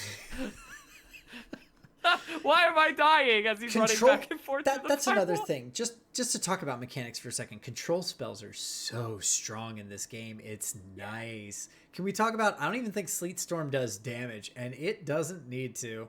Oh my god! Is it good? Can I tell my story? Tell your story. I want to hear about Sleet Storm. Inform me, because every time I see it pop up, I go, it doesn't seem good. So there was an encounter where there was about, I want to say like 6-7 enemies, and they were all in the arena. I was in the hallway, and I'm like, all right, I got something for y'all. And I know that a lot of them were melee, so I did the Sleet Storm, froze the floor, and they were like having ice capades, having trouble getting to me, and I'm like, ha, you fool. So I just had Karlach come in, and she was basically playing Benny whack-a-mole. Hill music. And then I have on Lae'zel, I have the I don't slip on ice boots, and I'm just like, she's just figure skating around, doing triple luts, and nailing heads. Yep, exactly. That is great. So one thing I actually like about this game is you can examine every enemy, and just at a glance you can see what they're vulnerable to and resistant to, and I think it makes the game much more interesting to engage with. And like, And it gives you a little description usually, doesn't it? Sometimes. Yeah, usually as well. It also tells you some of the about some of the buffs and debuffs they have. I had an encounter with Very important. a late game enemy who has an ability. He has a shield, which basically whenever you hit him, he uses a reaction to deal damage to you unless you kill his minions first. So no spoilers. It's purely a mechanical thing. I went into this fight with Astarion, and I didn't read his ability. I just shot him once with a sneak attack as an assassin, critically hit him, and basically one-tapped him. And, like, he dies, and Astarion suddenly has, like, 10 health left. I'm like, what the fuck happened to you? And I read the description on the NPC. I was like, oh! Great. Yeah, I like the way they play with effects in this game that you don't get in D&D. Like, for example, like Create Water. Usually, Yes. like, not the best spell in D&D. Why do you need it? It takes a spell slot. What the fuck does it do? So, But, where, like, I, added on Halson, Halson, and I did it, but then I did a lightning storm right after on all these dudes. And it just made this electric, like, water puddle, and all these dudes just get cooked 24/7. You gotta I was make like, this them. is great. You gotta make them wet. So, this is actually a thing about Baldur's Gate that I've wanted to talk about today. So I just want to jump right into this. Let's the go mechanical stuff, which Yes. builds on D&D design, and I'd like to see some of this stuff actually imported into the tabletop game. But also, if you're a DM, I think that Baldur's Gate has such a great philosophy for encounter design that is worth bringing into your game. Genuinely. So, Eight potions for wizards! Two So, spells! often in D&D, and this is especially true in published adventures, often in D&D, most encounters take place in a confined space, maybe no bigger than 50 feet across at its largest in any direction. Mhm. You can get to the enemy in a single movement, and then you can start hitting them, whatever. There's usually, very, very rarely is there any kind of difficult terrain, or is there any kind of, elevation, anything like that. Baldur's Gate encounters are so full of things like crevices and ravines, high elevation, low elevation, things like that, as well as, terrain effects that become super relevant. Can I talk about one of the Act 1 optional boss encounters? Does anyone You're gonna think talk that would about be the one down in the ground? the spiders? Yeah. Okay, That's so fine. I mean, you find it. Yeah. so- So just so everybody knows, spoilers for Phase Spider Cave. If you haven't been there, skip this part. this is a purely optional boss encounter. It has no bearing on the story whatsoever, but in case you want to go in completely blind, you'll be fairly warned. With that said, the phase spider boss encounter is so interesting because it's a two level cave. The phase spider boss does not engage you directly. It teleports around, creating minions. This cave has it's got elevation. It's got ways to climb up and down. It has the spider webs bridging the Rocks. and you can, if you have a high character strength, they have a long enough jump to jump from rock to rock. If you've got low strength character, they don't have that ability. But the spider webs can burn. You can destroy these bridges and do fire damage to any creature on them, and then do fall damage when they drop to the ground below. Yep. There's these deep crevices where if you choose to just use the shove action on like a spider, you can throw them into a crevice and they're just off the map. They're gone. They're, for all intents and purposes, They end somewhere in Act 2. Funny enough. Just a fun fact. In case anybody has blasted the phase fighter into space, you will find it again. But, yes. That's cool. Yes. Yeah. When you knock it, you will find it. It's dead, but you will find it. So if you think you lost it, you did not. You will find it, I promise you. I did not know that. That's really Fun cool, fact, actually. yeah. I just killed the thing, but that's I great. said, Eldritch Blast, get the fuck out of here, kid. And I was like, great, where'd he go? But like that's like a microcosm for me of just the encounter design throughout Baldur's Gate. Because this encounter, it is not so straightforward as you need to go in and you need to do as much damage as possible. Yeah. There are so many ways you can resolve the fight obviously it's a combat, but you can resolve that combat by pushing the spiders off the edge to their death. You can, you can burn the webs to drop them onto the lower section of the cave and do tons of falling damage as well as and fire damage. there are actual phases to the phase spider as well. That the phase spider doesn't just go around popping eggs. It waits until it's at certain health increments, and then once it gets its turn, it auto teleports to one of those egg sacs and pops it so that it's like set in its motion and its rhythm. And other than that, it will sit there and shoot you with its whatever. But I really do. I want to talk about some of the mechanics that exist in this that don't exist in D&D. For example, bonus action shove is I love amazing, but also a real bitch. I actually really when you like, forget. So in tabletop D&D, like, from the meta perspective, it's generally considered that of the physical ability scores, dexterity is king, constitution comes second, and strength trails far behind the other two. Kinda, yeah. Baldur's Gate 3, with the jump action and the shove action, makes strength so much more valuable. High strength characters are so much more mobile than low strength characters, and they have orders of magnitude. Shove. Yeah, orders of magnitude. Because jump, I have 3 high strength characters in my party, and so often I'll be looking at the enemy. They have a strong front line, a weak back line. I'm like, I'm not even dealing with the front line. I jump them all over the front line and just take out the back line, and just everything falls apart. They just melt. Or there'll be like a piece of difficult terrain here, and I don't mean a patch of floor that is marked as difficult terrain. There'll be people in the way that they have to navigate around, or there'll be stairs that they have to try and get down. Maybe there's some stairs here and a ladder over here. No, I don't have to make them use a dash action to go down the stairs and up the ladder. I can jump them, and they have that ability because they have the strength to do that. And jump sometimes is better than just like on my barb. Half the time, you'll have an enemy, right, that in your movement turn you wouldn't be able to do just physically bloop bloop bloop and walk over to them. Yeah. But you can jump and then walk over to them because it doesn't use all of your movement. And it's the same with shove. One for one. It's set. It's 10 feet of your movement turned into a jump. Yeah. Right. Well, it's 10 feet of your movement, but if you have for example barbs like Karlak, she could make it a 30-foot jump. So now you have technically 60, 70 feet. Which makes an interesting discussion for making dash kind of irrelevant on strength characters. Yeah. But I still find dash have dash on a strength character anyway. I still find dash very relevant actually on strength characters, but just not in every encounter. There have definitely been times. Usually what I do is I pair dash with a jump. Just to go the distance? Yeah, pretty much. And it just closes the distance. How far are these people? I've never had someone that I couldn't reach with a jump and a little walkie walk up to them. So I did an encounter recently. It was a gauntlet style encounter. Again, I'm not going to spoil anything, but the whole thing is there's archers shooting you down from across a ravine. There is a bridge across this ravine that you have to navigate across.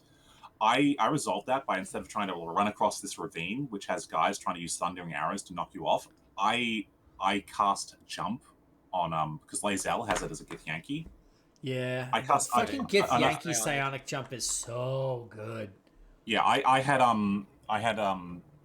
ring of jumping on Astarion and jump on Lae'zel. I had them both cast jump on themselves, and then I just jumped them across the ravine, and then I just jumped them to the enemy backline and started carving into the enemy archers while I had my character and Karlak just walk across the ravine. I was using the dash action. They just run across with no problem because no one's harassing them because they're fucking threatened by two melee. I've got the dual wield on. Normally I play Astarion as an archer, but I'm just running him with his daggers just to provide disadvantage to the archers, and it worked so well. It just that's the thing. Strength characters are so much more valuable purely just because of these 2 bonus actions. Dex is still obviously the king stat from a purely mechanical statistical standpoint, but strength just adds so much versatility. So there's items. I think you get in Act 1, maybe the end of Act 1, if not going into Act 2, where I completely took all my points out of Dex just because it makes it 18. Like Yeah, one of the well, most I valuable mean, items so in the game. there's something that you can't really do in tabletop, but you definitely can do in this game with the respec option, which is Yeah. my character wears the headband of intellect. Hmm. So I haven't done it yet, but I really do need to go back and be like, you don't need 14 in. Give me that back. You can have other 8. stuff. Yep. 8. You Yeah. you big dumb now, but you have nice. You look Your good. headband makes you smart. Yeah. I like that though. It's fun. Yeah, And like and being an arcane trickster rogue bard is like, I need 4 stats. Fuck me. yeah. Yeah, because Dex right? Dex you need needs the to be int, good. you need the Charisma dex, needs to be good, and int needs to be con. good. Yeah, and then I need to have something in con so that I don't just get exploded by someone looking at me. Yeah. No, that's what I like about this is it lets you like the build versatility. I will say the one thing that's kind of it doesn't incentivize going fully into a class. Like for example, my The barbarian. builds like build into like, here's chip damage, here's there's a bunch of like modifiers like arcane synergy and things like that that just Right. are good for certain subsets of classes. Yeah, I mean, this game, I feel like heavily emphasizes multi-classing, especially, like, for example, my Barbarian, I could ride it all the way to 12. Great, cool. But Yeah. you get more out of, for example, me, like, I'm Barbarian Fighter, and my last 4 levels are Fighter. Because you get more out of that than, like, going purely Barbarian or purely one class. And that's true of D&D 5e itself, honestly. Yeah, see, that's where I'm like, is that normal? But it is. But also Yeah. it's overemphasized in this game because there is no level 20, which is Right. something important to point out about this game for people who haven't played it yet if you're listening to us, in which case I'm really sorry because we're trying not to spoil stuff, but hey. You don't go to level 20 in this game, you only go up to 12. And so there is no level 20 capstone bullshit whatever that you could So do. really, There's no like, like it's like, this is 11 my of class. one, 9 of another. It's just you have 12 levels. Figure it out. yeah. So it's really interesting too because that is a deliberate design decision that was made by Larian. Because It's a good one, in my opinion. Because yeah, their perspective basically was level 12 and onward. Like after level 12, the game gets so difficult, so janky, so difficult to balance, so ridiculous with the magic shenanigans you can do. Look, Absolutely true, by the way. it is Also, true, but not only that, statistically, this game is broken to hell and back still too, and that's not even talking about bugs. That's just talking about builds you can run. no, Yeah. totally true. But it's also, I think it's also relevant just because statistically speaking, like like this, the D&D Beyond, I think, has the stats where it's like almost every game, 90% of games end by about level 10. 10, yeah. Yeah. So like levels 1 to 10 really are the sweet spot for D&D. And like the fact that this game goes up to 12, I mean, don't get me wrong, I love it because some of the level 12 stuff you can get, having a third feats. feat. Yeah. Yeah, that's why I went Barbarian, or Fighter, because I think I have 4 now. You can get 4, because the 4th level gives you another one. Secret fun fact about Fighter. 6th level gives you a second feat on Fighter. Yeah, I normally think it's in this normally game it's 4. I think it's So- literally so like every you get class- 3 and Four. then 4. yeah, everyone every gets class that gets a Maybe feat it's at 5. every 4th level. Fighter gets one at 6th as well. Yeah. I thought it was 5. So, yeah. 5's Are you extra sure? attack. It might. Maybe they changed it. I feel can like they check. changed it around, because I remember it was only... It doesn't matter. But more than anybody else, most characters classes get 4, 8, and 12. Fighters Yeah. get Right. 4, 6, 8, 12. I think they also Right. get one more. Yeah, I thought it was 4 that they get another one.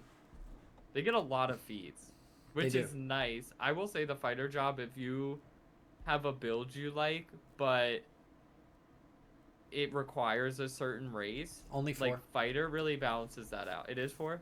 Yeah, it's 4, 6, 8, 12. Okay. Yeah, I just checked is it. what That's it correct. is. But fighter I'd say rounds out a lot of that. Yeah. Yeah, Fighter is a really good class. Well, like for I mean- example, like like the what is it? The half orc is probably the strongest starting race in the game. It just gets base savage attacker. That's huge. Yeah, for a melee character, it is quite Any strong. class, it doesn't That- matter. Savage that attacker, is a- it'll roll it on int damage. So like, if Really? you shoot a Okay. firebolt and it misses, you're like, it'll just. Yeah, That's reroll actually it. that's really cool, actually. They punched up a lot of stuff in Baldur's Gate 3 that is a lot weaker in D&D 5e proper. For example, the ability to stack crit modifier reducers like Yep. a la 3rd edition. That used to be in the game. They took it out in 5th edition so that if you wanted to be able to crit at a 17, you had to be a champion fighter at a very high level. But in this, they're like, no, you can stack those. It's fine. You can stack all your damage bonuses. You don't just take the best. There's a bunch of different little things here and there that don't work exactly like 5e does, but it does definitely make the game prone to jank. Well, there's like- things too that I like said a million times, haste on a wizard. You take one of those speed potions and you're like, guess what? And you're not confined to cantrips. You could be No. like magic missile twice. Or whatever. The bonus two actions, thunder, 2 ice storms. Why not? the bonus action spell system does not exist in this game. It is cast as many spells as you have actions for. Have fun. You Misty Step away from someone and then immediately fireball them. Well, Misty Step I think is a bonus action normally. It is a bonus action, but it does not lock you into cantrips like it would in 5e. In Baldur's Gate, you're just like, you got an action that can be casting a spell, do it. So fifth edition, the rule is you can only ever cast one leveled spell per turn. No matter how many other spells you can cast after that leveled spell, they need to be cantrips. That's a universal rule. I don't believe there's any way to work around that if you're playing rules as written. Baldur's Gate 3, if you have a haste potion and like an action surge or whatever, you could just be like fireball, fireball, fireball, you're all dead. Like it's fun. It's fun. I'm sorry, as someone who plays if you're a caster, sorcerer so and you boring. have 3 levels in rogue and you went thief, you are feasting. Yeah, I mean, because also, it's just like I'm pretty sure. casters. The economy for casters, like in D&D, is kind of boring. It's like pick the thing you like. Great, you did the thing. Next one. Whereas like you have my barbarian who's like, I hit him. By the way, you know what I'm doing? I'm gonna hit him again. They're dead. Guess what? I'm gonna hit their friend. And it's like you just keep going. Yeah. And like casters never really get that fun of like you're dead and you're dead and you're dead and you're but dead. let's also talk about the other thing that haste does in Baldur's Gate 3 is haste is a complete action, not just a single weapon attack. You just get to do your action attack again. Yeah, you just get an extra action. So if you're Lizelle with haste, you go 1, 2, 3. Oh, I have another attack. 4, 5, 6. Oh, action surge. 7, 8, 9. Oh, did I kill someone? Bonus action. Turn. Yeah. That's fun though, I think, and I feel like the game is properly scaled around it. I don't feel like I'm just carving through enemies left and right. I disagree with the game being scaled around it, but what I will say is it's not hurting anybody because it's not frustrating a DM. They made a game. Everybody is just the player. So making it balanced doesn't matter as much because it's not like you're going to hurt the game's feelings by kicking its ass. But like, for example, if you're playing D&D, right, and you're running a game and you're like, oh, the wizard can use haste and use 2 actions, add more enemies. Great, there you go. You just combated that, and the wizard gets to murder everybody twice, and you know what I mean? That's what I like about it, where it's... I mean, unless you're these really cracked builds, because there's builds that are just insane. I've seen, like, Warlock... They fixed the coffee lock. There's so many. Right, because you're limited on how many short rests you can have. Yeah. Well, no, but it's not that. There was a way as a warlock sorcerer to get infinite spell slots.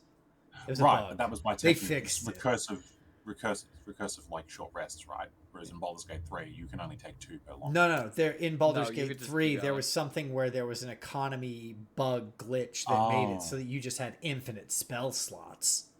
Yeah. Okay. But there's things like Oathbreaker, Paladin, Warlock, and I think Fighter was the 3. It might just be Oathbreaker and Warlock, but like you get like this super smite, and like on top of it you're doing the Warlock damage because it's your packed weapon, and on top of that you hex them. So it was just like you just hit someone and the numbers pop up and they're dead. and Not stuff to like mention that. something that I think might not be patched yet. I'm unsure, but excuse me, the Warlock extra attack that you get stacked with extra attack. Yes, Oh, yes, really? yes. That was the Yeah. other thing. Yes, the Warlock extra attack stacked with extra attack, so you could just keep going. Because it was a Yeah. different class feature, it did not count as the matching up against each other, and they're the same thing, so you only get one.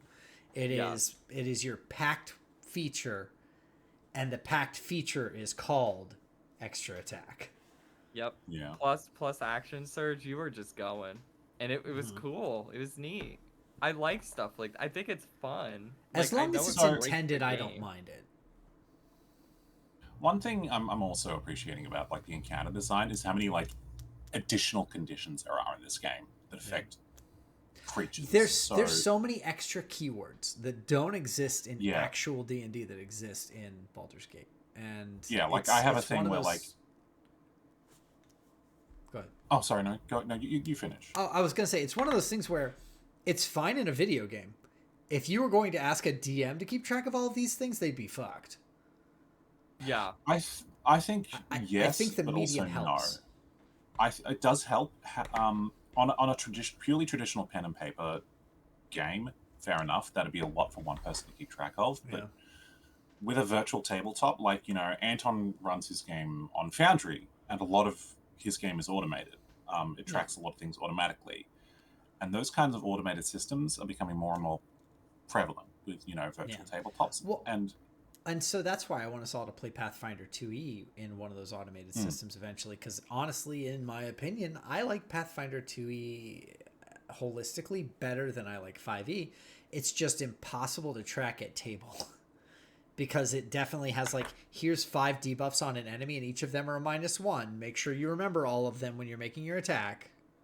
Well, I think the thing with Baldur's Gate is the debuffs that go out are a lot more interesting than that. So you've got That's true. like you've got chilled, where if you chill a creature, it gains vulnerability to cold damage. So if you can chill a creature and keep hitting them with cold, you're doing Sounds damage. familiar, Billy.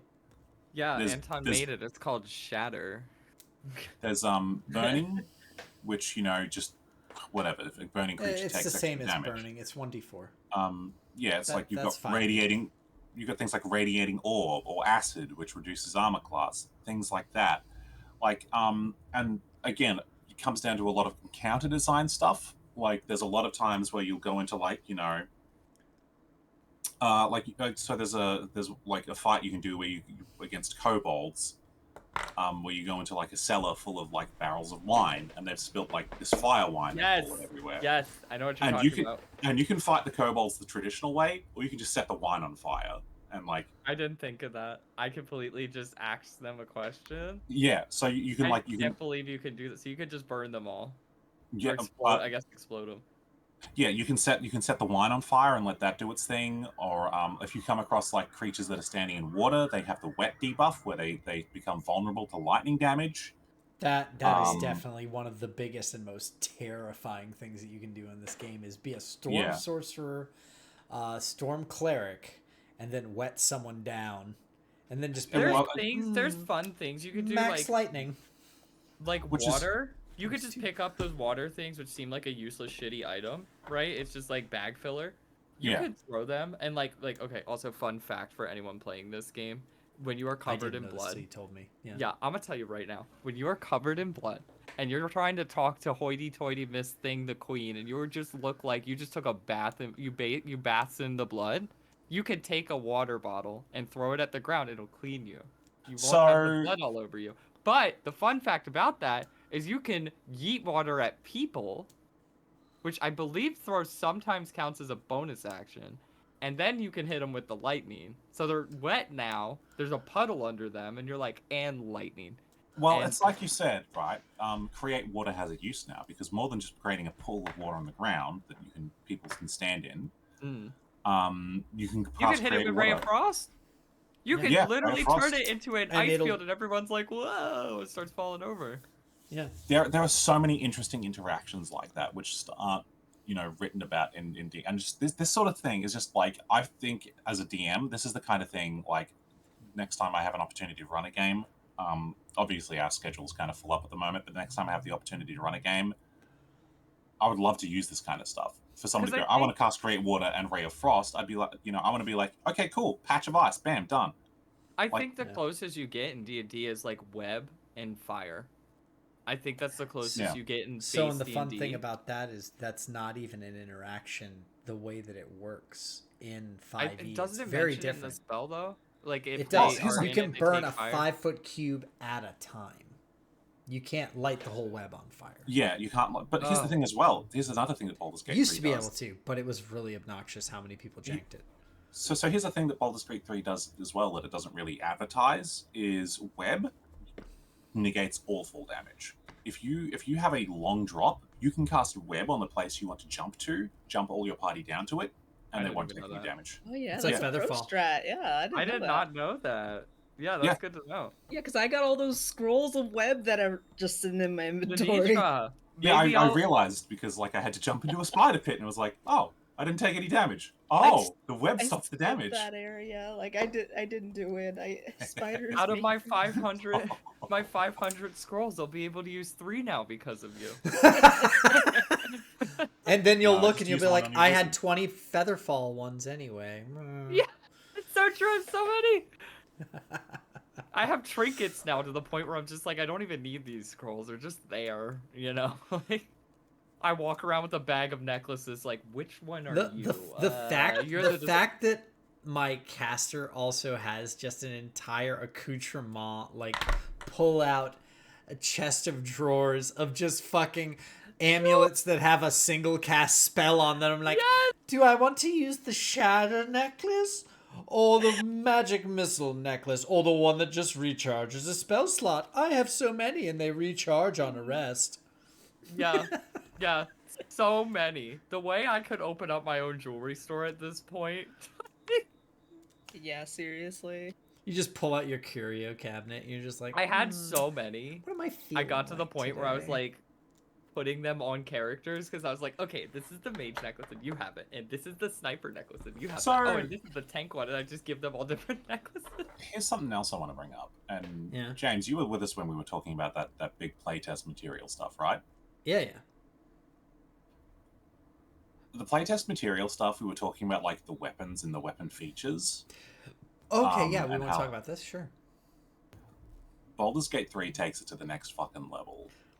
So- Like the playtest material has like stuff like, the rapier has an ability now where it's like, if you Dex. miss an attack, it still does its dex as like the damage to your target or whatever. Are you talking about like the bonus attacks on weapons, where they like if you I'm- pick I'm- up a yeah, quick I'm sword, talking you about get, like the slash. and it I'm just talking bleeds. exactly. I'm talking about Like the the special cleave attacks. on the things great like axe, your favorite. Very cleave, cool. cleave, lacerate. The bonus action hilt strike, which by the way stacks with Great Weapon Master. So that's It does. incredible. It's nice. These are all things I would like. to Also, see included. days are very good effect. So good. So Yeah, here, I would like to I'm see gonna, these things incorporated into D&D. I'm gonna be honest. I don't really use the specialty attacks in general Really? on the weapons. Is this the because scarcity they're- shit like me? And you're like, I No, might need it. Yeah, there's that, but then there's also the factor of like a lot of them, without telling you, deal less damage. Really? Yeah, so like a lot Is of this like like the some of them lacerate do? ones, Crossbows? the lacerate, the bleed ones, and things like that tend to deal less damage overall on the damage up front because of the bleed effect, or because of Well, the heavily. So, wounded. yeah, but here's the thing: a lot of them do, and they don't really like tell you. Like, it's as easy to see. Like cleave, Yeah. for example, does half damage to all targets. But if you're fighting like a large group of enemies, like like a group of like spiders or rats or something, run up to one of your melees, and they have like a low health pool, you can still hit them. Like, And you Also, get a Great Weapon Master proc still off it. works. Yeah. and Great Weapon Master still works with it. Well, there's other things too, like class features. So, like, for example, me, I'm a Tiger Totem Barbarian. And what Tiger Totem does is, on a bleed, if they have a bleed on them, I get to roll, I believe, my strength modifier as well, or like some extra modifier on top of the attack I'm already doing. So it just is like an extra added bonus. So like Tiger Totem Barbarian, basically you rage and then you get the only rage attack it has. Well, it has reckless attack, but it has an extra attack which is cleave. You could just keep spamming it over and over. And it puts bleed on everyone. But you don't get that unless you rage. And there's just some times where you're like, this is 3 guys. Do I need to rage for this when I have like 1 left, you know? Here's the So thing. like putting that bleed on one person who might be like the tankiest out of the pack and the other 2 have like 30 HP is like great, because then you could just keep chopping away and the bleed stacks and perks are getting applied to that person. Right. Like it does less damage, but it gives you higher chances to hit in the long run. Yeah. I don't know. I think that a lot of these special weapon attacks are really, really great. I would like to see, like, you know, this is what I think that the weapons should be in D&D, frankly. Like, if you have a great axe, you should have, like, you know, you should have the ability to cleave and bleed people. Or like you know? spears. So great axe. If you do have a spear, you should have the. Huh? The weapon mastery property of great axe is cleave, I believe. Honestly, though, yeah, it is, but I'd like to see them, like, with more options, I guess is what I'm trying to say. And, you know, like, I feel like, I don't know, for me, like, what the 1D&D playtest material is doing with the weapon properties isn't it, as far as I'm concerned. Whereas Baldur's Gate 3 is much closer to what I think, like, you know, you should be able to do. Oh, we need to at some point get Charles in to talk about how he's been enjoying the monk. But I do want to actually ask Denitra, so we know Billy played Barbarian, I played a Bard Rogue, and Rogue played a Paladin. What are you playing? Bard? Druid. Druid. Druid. How are you liking it? Ooh. That's I want to talk a little bit on what we played and how we like it and what it's been doing for us. I know, Billy, you like Unga and Bunga, so... Love it. Yeah, I haven't played a Druid, like, recently. Like, the last time I played a Druid in a tabletop game, James, you'll remember this. This was, you know, back when we used to play, Naruto, remember you can say it. Huh?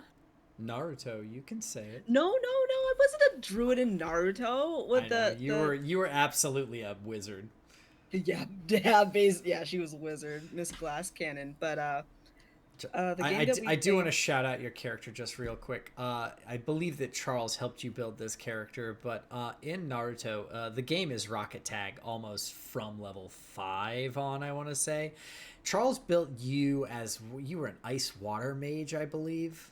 Mm-hmm. And there was not a character in that game that she couldn't potentially one-shot. That couldn't also one-shot her because she had no health. Yeah, it was like, yeah, sure, I could shred anything, but if I got touched, that was it. Don't let them near me. Yeah. But I played a Druid in Ricky's game. Mm-hmm. You remember that, James? Yeah, I do. Yeah, and that was so long ago, like, I didn't even remember that character was a Druid. And so now that I'm playing a Druid in Baldur's Gate, I'm just like, you know, I think the next time I play a tabletop, maybe I will consider Druid, because I never considered Druid. Yeah. So, well, which Druid did you pick, I guess, first question? Yeah, which subclass? Do you wild shape a lot? In this. No, actually. Okay, so you're the same one I made Halson then. Yeah. The Druid of the Land. Yeah, I think it's Circle of the Land, yeah. Yeah. No, do spores, be creepy. I've been making, like, oh god, there's like vines and thorns and rough terrain. Like, get over here with the vine whip and then just striking them with lightning. It's great. The most disappointing cantrip that seems to have continued to be disappointing in this game, because from our 1D&D playtest, and I was like, Thorn Whip sounds so cool, and I was just like, and I missed. And Mr. Halson, same shit. Every time I'm like, get him, Halson. He's like, Thorn Whip. I missed. I gotta point out to you, Billy, it's not the cantrip's fault. It's the fact that you roll really poorly when you're casting this cantrip. Boo, shitty cantrip. I had a magic weapon. Okay, here's the thing though. This is one of the reasons I like having special abilities on weapons. I've got a magic weapon on Karlak that, like, you know, it's just got a special attack action with it that just fucking fucks people up. I had a magic weapon that silenced on hit, which was great for Yes. fighting Oh my spellcasters. god, I love that weapon good! so much. Sword, And- great sword! Ah! And I also, but I also had a glaive for a long time that I used, and I still sometimes think about going back to use it. It just doesn't have a very high proficiency bonus. Is it has a special bonus action where you pull people towards you, like the Thornwood cantrip. It does Oh, damage and it does yeah. like a 10-foot pull, and it's stuff like that. It's so small, but like it feels so good to have. Like that's the kind of Yeah, thing that I really like. the amount that you can augment your characters with magic items is so Yes. good in this game and so well thought out. Yeah, I- your It doesn't build feel like can really. like- I'll let you go. Oh, sorry. I was going to say your build can really like really vary depending on like So I the way I run Jahira, I've got Jahira built as a druid. I've got her with a necklace that does her extra wisdom to cantrip damage, and whenever she does a type of damage with a cantrip, her next weapon attack does Gets a bonus. does one. Right. 1d4 of that weapon type, and I have another magic item on her that basically she can inflict burning whenever she does fire damage. So what I do each turn is I have her cast Produce Flame, throw it at someone. She hits someone with Produce Flame. Her scimitar catches fire. Because the way two-weapon fighting works in this game is she does an offhand attack as a bonus action with the cantrip with her scimitar, does an extra 1d4 burning damage, and suddenly she's done like 2 stacks of burning on the person she's fighting. Yeah. I think And like, you kept the scimitars on her, which I was gonna ask because it's important. You could. you can't Yeah. take them away from her. You can't do No. that. I swapped their positions Iconic. actually because she's got because she has one scimitar that she gets by default, which does which uses The her wisdom wisdom for damage, attacking yeah. damage. I put that in her offhand, not her main hand, because I mostly use her scimitar for that offhand attack Yeah. for that combo. Smart. So she just like fucking throwing fireballs and then slashing people. Like she's basically a Gish. I built her and I love that you Yeah. can do that. Like the fact that you can take magic items and completely, without changing anything about a character's build, change their play style by giving them like certain magic items. It's good. It's very good. Yeah, it's really good. And there's a lot of weird like jank combo stuff you can do. Like even early game, one of the early game combos that I loved the most was the sword that had Tyr's Blessing on it. And then Yes. I think it was either boots or gloves that I had on Lizelle that made it so that if you were concentrating on a spell, you were unstoppable. I had yes, okay. So I used that sword on my paladin. I had those boots, and I also had a ring that whenever you're concentrating on a spell, you do an extra 1d4 psychic damage on hit. Yeah. So I had this spell that I was constantly concentrating on, and I was basically just unstoppable, doing all this extra psychic damage, just carving through people. Yeah. And I like that the magic item, like in D&D, the magic items are kind of in it. We're like, this In doesn't D&D, they're feel- very worried that the magic items will break the game, and they do. And it in doesn't feel fairness. like that in this though. Like I No. don't I'd say the feel thing is- broken. I just feel like I have a legendary, what is it? A legendary trident. That's what I have right now. I know there's a great sword. I'll find it later. But for now, I have the trident. really? Works for my barbarian. But it I just has so also much- have the Dragoon Trident, and it is amazing. amazing, but it's so fun on a barbarian because usually you're used to barbarians with a giant great axe and I run in with my great sword, blah blah blah blah blah, cool, whatever. But it's just being able to just boom over to someone and you knock everybody over, or I have boots that make my jump action huge. All the boots do.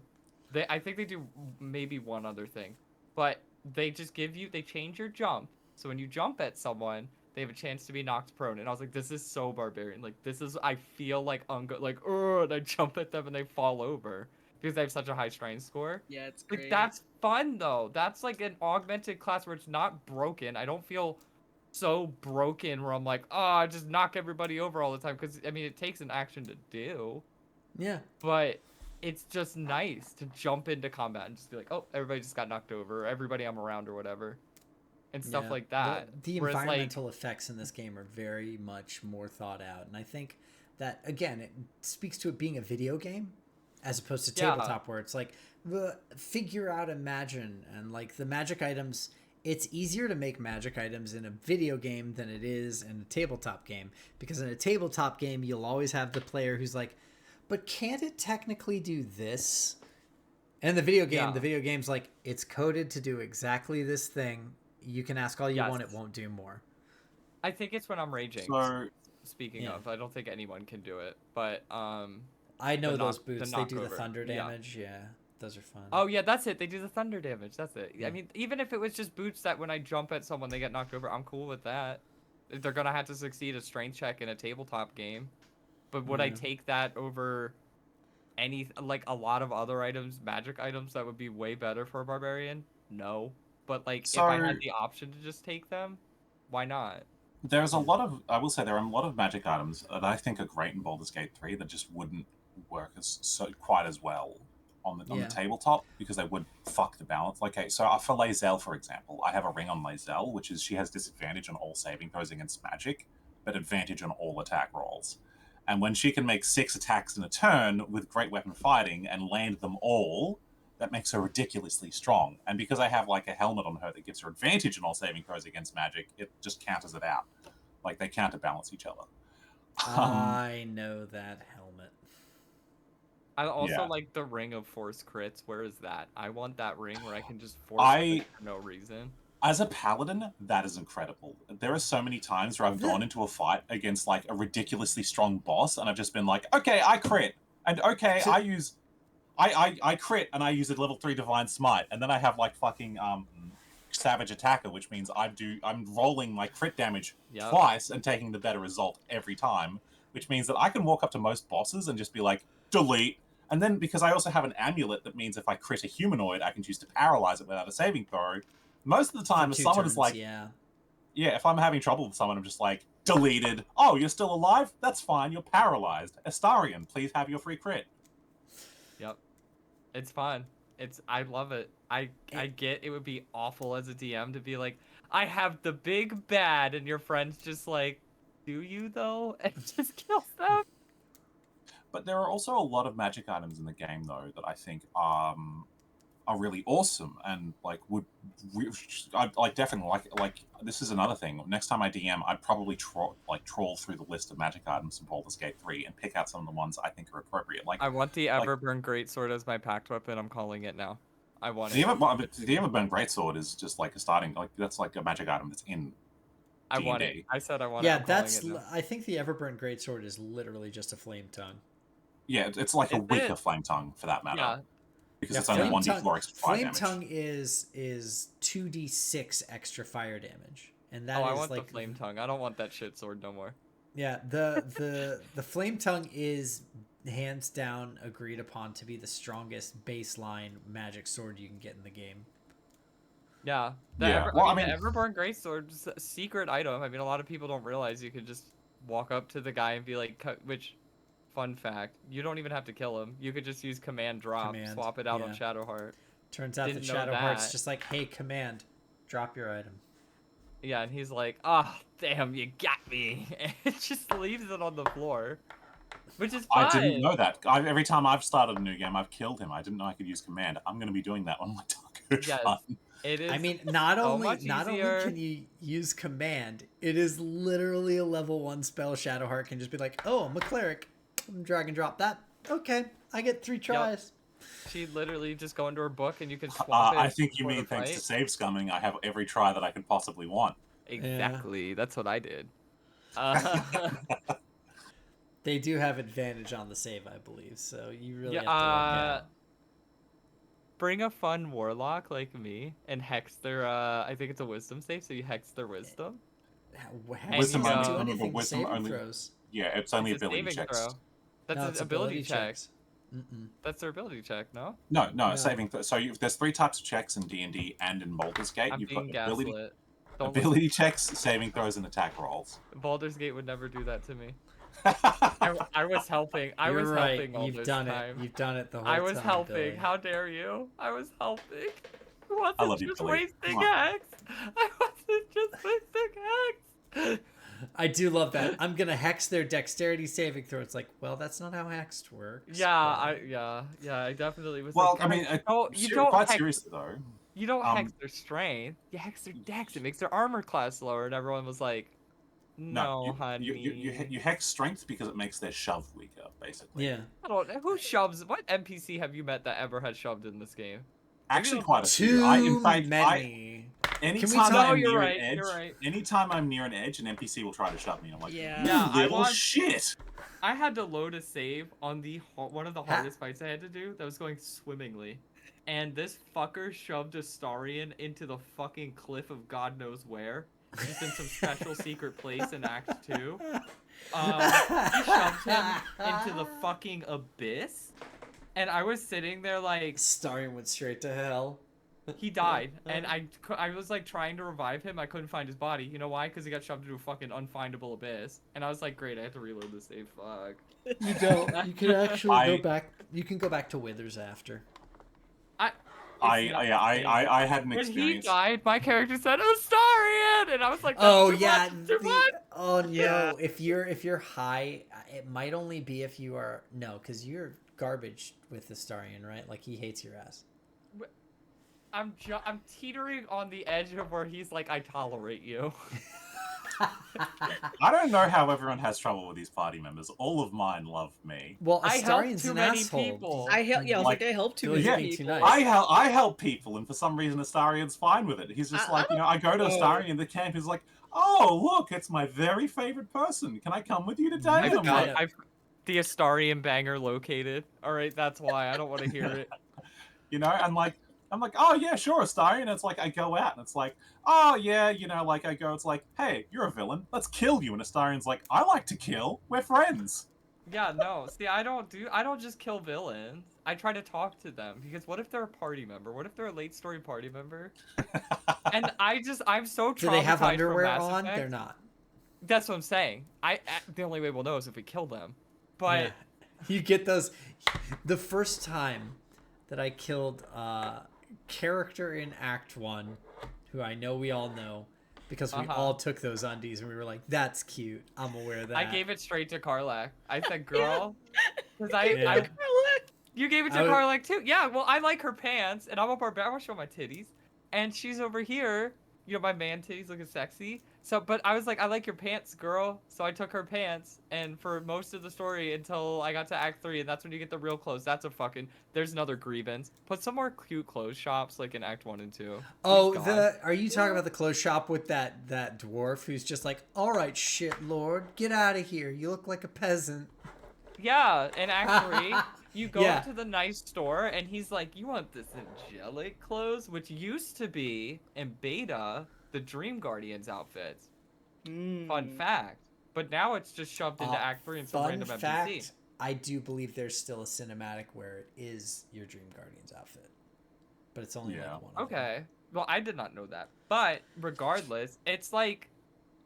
Where the fuck were these shops Act 1 as I'm running around in the homeless man's ripped clothes? Because you're at a druid hobble and a goblin camp Okay. in Act 1. Like Someone can't turn into a spider, make me a nice robe, shoot it Yeah, out their but ass? where would the boutique be? There's a blighted There's a village. spider cave somewhere there in that village. You're telling me not a single person said, let's make a silk farm? I Let's mean, make they, some nice garment? That's actually a Vash- really good point. Vash- They should have fucking Vash done wants it. to get queer-eyed by a goblin. I'm just saying, the rags that they put you in this game until Act 3 is a crime. well, Is yeah, a 'cause crime. you're literally out The in way- the sticks. The You're out way in the it's sticks. totally cool to walk around Baldur's Gate with my asshole hanging out for all to see in those cute little robes. Yeah. But then it's so egregious for me to walk through the woods in the same outfit. But I could totally walk around, barbecue sauce on my titties, cool. That's fine. I don't care if we're out in the sticks. I want cute clothes. Give me more of that in the woods. I think at the very least that the game needs to tune up the system it uses to for things like dyes and transmogs. Dyeing Oh my armor is a God. fucking chore, and even then, it's not really like. The dye system in hey, let's get into some grievances real quick because we all have Yeah. them. The dye system in this game is atrocious. They give you enough to double change it back if you need to, but holy fuck, let us preview what it's going to look like because none of the dyes look like the Please. color they say. Yeah. It's like, I want this the is blood red and black, and I put it on, it's like pink. I'm like, wait a minute, what? Yeah. There needs to be a fucking transmog system because I hate having my paladin walking around in like his shining white plate armor with bright red gloves like a fucking clown.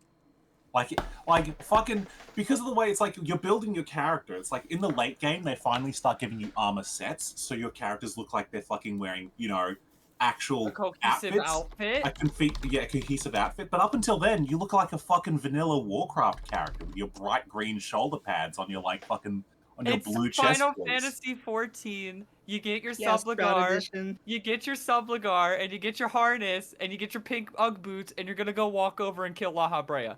That's what it's giving me, and I can't stand it. I cannot stand it. At the very least, I feel like what they need to do is that you can toggle the helmets off. I feel like you should be able to toggle the boots and the gloves off of your outfits, and just like each chest item should have its like matching boots and gloves. You can toggle a glam setup with the game on the right hand side that just shows your The camp clothes. the camp Yeah, clothes. but you can only do that with the camp clothes, and when you're Yeah. running around, you don't have your weapon on or anything. I want to be running around like so. I've got like I've got like the end game plate armor on my paladin that I bought from a vendor, and it has matching gloves, matching boots, matching chest piece, matching everything. You know, and my paladin looks fucking sweet now. But up until then, I had like the fucking the adamantine armor with like fucking like these special special group fighting gloves. Trying to It's die so that good. motherfucker is so bad. For so I example, like this like this cool blue armor with these bright orange gloves. I'm like, please don't make me look at myself in a cutscene, please. Yeah. It's like Halson, I have him in the adamantine armor. Honestly, by the way, if you do it and you get enough to make two sets, because they are the best sets in the game, and they will last you basically till the end of the game. They're better than the weapons, yeah. They're none of the weapons are worth it, or the shield. Just make two medium armors and make a heavy armor and a medium armor. Paulson, I cannot stand that man having to wear that shit. It just is. I'm like, you're like a woodsy druid man, and you look like you're ready to go on a crusade. It don't make sense. Or like my barbarian, I have the set that they made for barbarians. I hate the way it looks. I don't like it.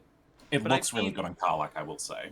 I've seen medium armor sets, or even just I bought like in the sewer somewhere. I got like this cool monk set. I'm pretty sure it looks so cool. Can't wear it because then I lose like all the good shit on my set. So I'm like, great, I look like the Bone Man. Like it's not fun. You're still wearing that? Oh, so as well as Yeah. that, actually, there's times where the game will give you a really, really cool item, like, like you beat a boss and you get his armor, and it's like you've got this like set of really strong plate armor with this really cool magical effect on it. It looks fucking sweet with like, like bones grabbing your titties and stuff. And then it's like there's no matching gloves or boots, so it's like, yeah, I look like a necromancer with clown shoes and fucking... Yeah. I wish there was just a functional glamour system, even if it was restricted to the point where it was like, okay, well, if you're in cloth armor, you can't just walk around with a paladin armor. But again, it doesn't matter, because it's a single-player game. I would understand if we were playing, like, multiplayer, and they're like, I have to identify who the wizard is because they should be dressed like a paladin. But, like, we're playing I a forever single-player want to game. call Who bullshit cares? on that stuff. The old Final Fantasy 14. Well, but you can't look like a paladin because people will confuse you for paladin. Motherfucker, there are Mog Station sets in that game that Now. look like whatever I want. Yeah, you could walk around, running around like Aimric, no matter what class. Yeah. What class is that? But No, that's what I'm pretty saying. much. It's a single-player game. I don't see why. Like, there's mods to do it, I will say. But when you do mods, you lose out on achievements. So you don't get... It instantly turns off all your achievements. There's a mod to turn them back on, but what's the point at that point? And things like that, where it's like, I shouldn't have to mod my game to just get these, like... Most games have this...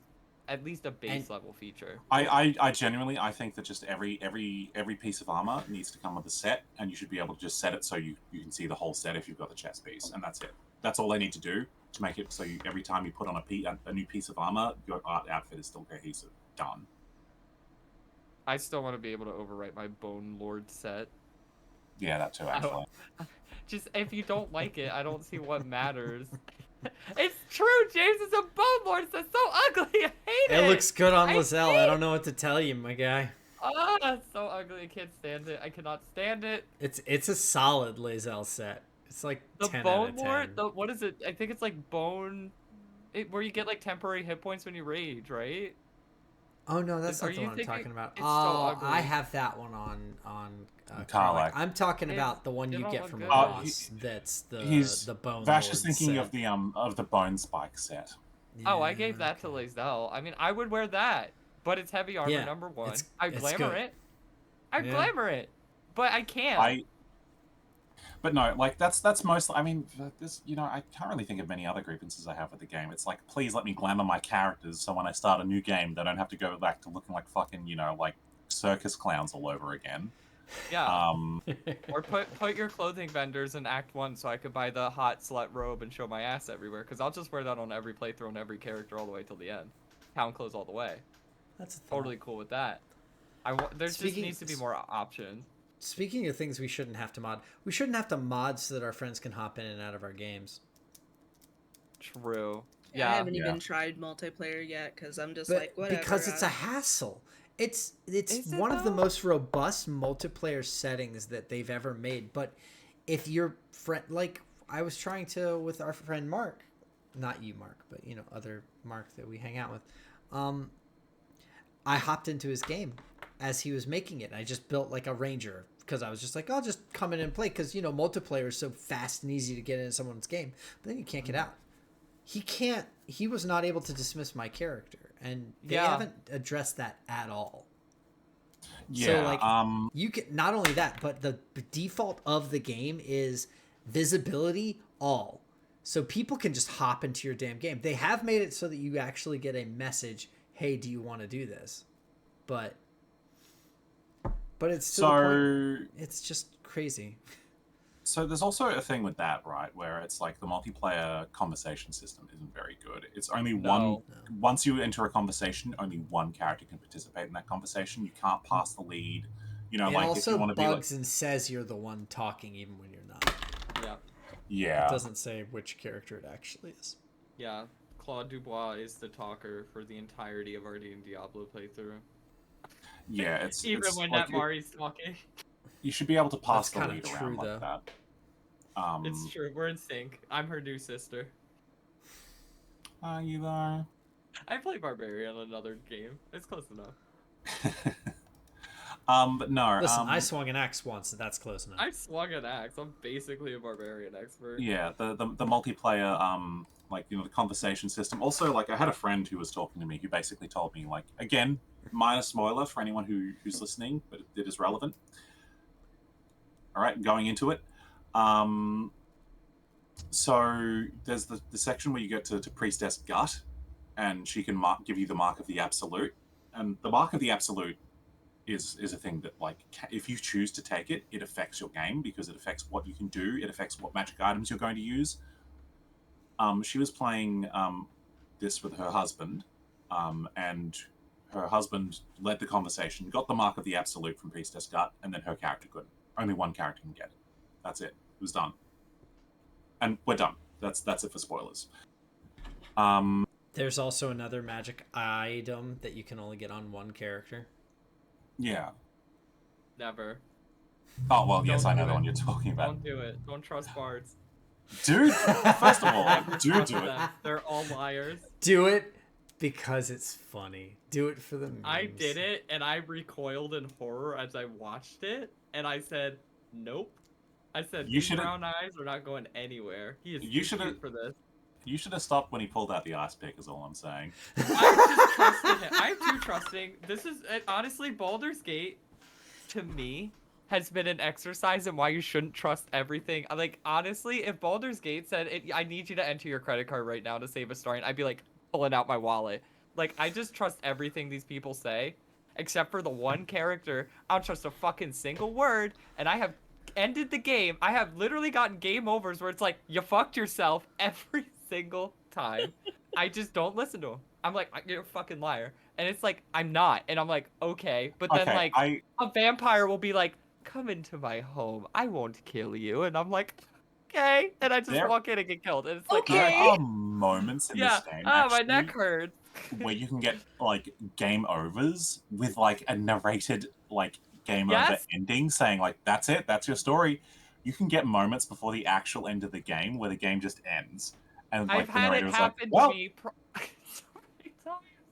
yeah," and that can happen purely through dialogue, and I think that's Yes, incredible. There are moments where it's just like you it's can choose to very- make bad decisions, and the game's like, "Okay, It bye." harkens back to old MUDs, old point and clickers, where it's just like, Yeah, oh, you clicked on the ogre? Did you have the magic sword? He fucking kills you. yeah, The no, King's really. Quest all over again. Yeah, it's King's And- Quest. And these moments when they happen are very, very funny. They're great. I did exactly one like auto click ending, and I have to say it was the least satisfying fucking thing for something that was very hyped up. I was like, there should have been like a little mini ending dialogue, everything for this, and it kind of was just like screen Is fades it- to white. Is it the one at the end of Act 2?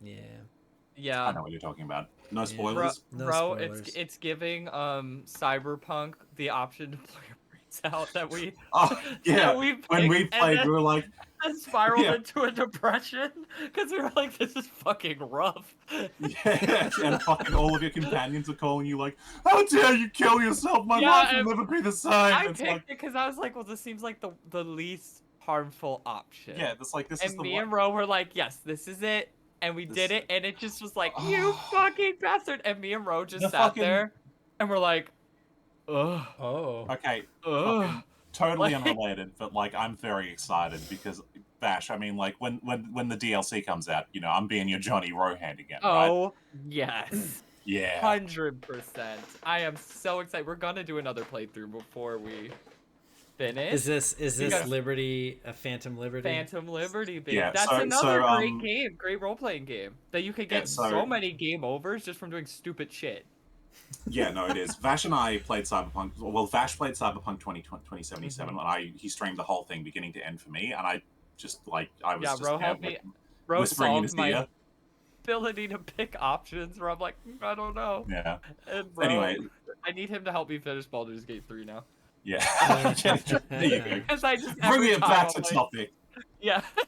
Yeah, no, but no, quite seriously, Baldur's Gate 3, like, great, incredible game. Like, I do have my grievances with it, obviously, and I'm, you know, like, for me, it's like a 4.5 out of 5 game. Like, I think that they do need to fix some of the issues. They have been working on it, and, like, I'm sure they're going to, like what they have with every other game they've done, they're going to do a definitive edition where everything is fixed, and they've got all like, the road bumps smoothed out, and I think that's great. And when it comes out, I'm going to be so excited to play that for, like, the billionth time. But like the big thing for me for Baldur's Gate is it is really like playing it really feels like playing Dungeons and Dragons to me. Like Yeah. obviously it's not 1-to-1, but it really hits a lot of those marks. But it doesn't like, you know, it doesn't leave me thinking like I don't want to play D&D anymore at Baldur's Gate. I come away from Baldur's Gate 3 thinking like I am so excited to play D&D again next week. Yes. You know, And even just the classes. I mean, like, there's so many classes in that game I never would have touched with a 10-foot pole. Paladin, get it the fuck away from me. Sounds like some do-gooder bullshit. I played Paladin. I was like, this is so fun. I really like it. I kept telling you, man, Paladin's fucking sweet. It Right, but helps until you that hit, you like- have an auto crit built into Noodles.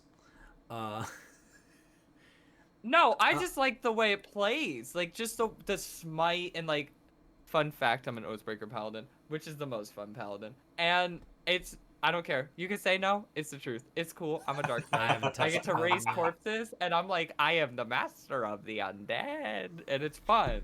Whereas, like Cleric, I probably would have never really looked at Cleric. But now I'm like, this is so fun. I like the Cleric's Sacred great. Flames, and that's what I mean. But it's also, I think, fun if you're into D&D and you're like, let me do something I normally wouldn't. And I guarantee you, every job I have played, because even playing the other characters as those jobs, it's like a fun little, I dip my toes in here, do I like it? Maybe. Whereas, like, D&D, like, you have to go through a whole campaign to realize that you hate Arcane Archer, or whatever the hell I was. And Artificer. You know? Yeah, like I there mean, you are- definitely speedrunned a few different classes. I found Yeah, Wizard, Arcane I Archer, found I think you Divination played- Wizard, and I have become a god. Well, here's the thing. Here's the thing, though. You were like, okay, I'm not ever playing anything other than Wizard. This is it. This is my thing. And I you've know. become so interested in so many other classes since So playing it's Baldur's too Gate 3. many Like, now. That's the problem. You play this game and you want to play 100 games after this. You're like, hey guys, let's run 100 games at once. More am than so more than excited. anything else in this game that feels like playing tabletop, the generating 50 characters just to generate characters is like, I think possibly the number one. This is exactly like playing tabletop D&D. Yes, it's fun. I'd say it's a perfect game. Even with all the minor grievances, like I can overlook looking like a fucking absolute clown fiesta just because the narrative is so gripping that you're like, I look like a fool, but I'm an important fool. Mark Songs in chat, just real quick. Mark Songs in chat. Yes, Charles did his entire first playthrough as a monk, and he's been loving it. It is so much better. He couldn't join us this evening, but the next time, I'm pretty sure we'll have a part 2 Baldur's Gate, and he'll probably, talk in depth about Monk. Yeah, so you absolutely can run a party of your own creation. You unlock very early in the game an NPC who can resurrect fallen party members or who can give you hirelings of your own creation. So you can create your own party from the ground up. But to be perfectly honest, I would absolutely, at the very least, for your first run, just use the six default party members. Origin characters is what they're called. They are so rich. They add so much depth to the game. You will lose out if you don't have. I would say do a solo playthrough even before you play with friends, because like having friends is fun, don't get me wrong, but you just lose out on so much of that extra character. You walk through a town in Astoria and it's like, oh, this reminds me of home, and stuff like that, where there's little dialogues that they have along the way. Playing the entire game with Lizelle and Shadowheart in party, the amount of bickering that those two harpies do to each other is so good. Like immediately after any like scene that one of them had, the other one will just be like, well, that was pretty dramatic, wasn't it? Bitch, slut, whore. Shadowheart did that to me. I kissed Halson in the city, and she's like, why don't you get a fucking room, huh? And I'm like, Jesus Christ, Shadowheart. Let me kiss my husband, boyfriend, bear man. Like, Shadowheart is the most projecting motherfucker in that game. I love her. I love her. She's just like, right. Oh, you have feelings, do you? That's quaint. And you're like, listen here, you little closet case. I know you care. Great. This game is just 100% just a game of I can fix them. Yeah. Every single fucking character that you come across, you're like, they're kind of rough around the edges. I bet I can change them, though. Very toxic dynamic to have with actual friends. But with fake friends in a game that have story arcs, great time. A-okay. Yeah. Well, their traits are bad. They need me, God, to fix them. I support women's rights and women's wrongs. Which is good, because with my party with Shadowheart and Lizelle, there's a lot of wrongs before there are rights. The cast is great. I'm the only thing too. I wish we could have all the there is mods that you can fit the entire cast all 8 into one walkthrough, all of them. That would be so cool, but it's cool. Look, my computer is already having a time with this game. I'm pretty sure if I even attempted.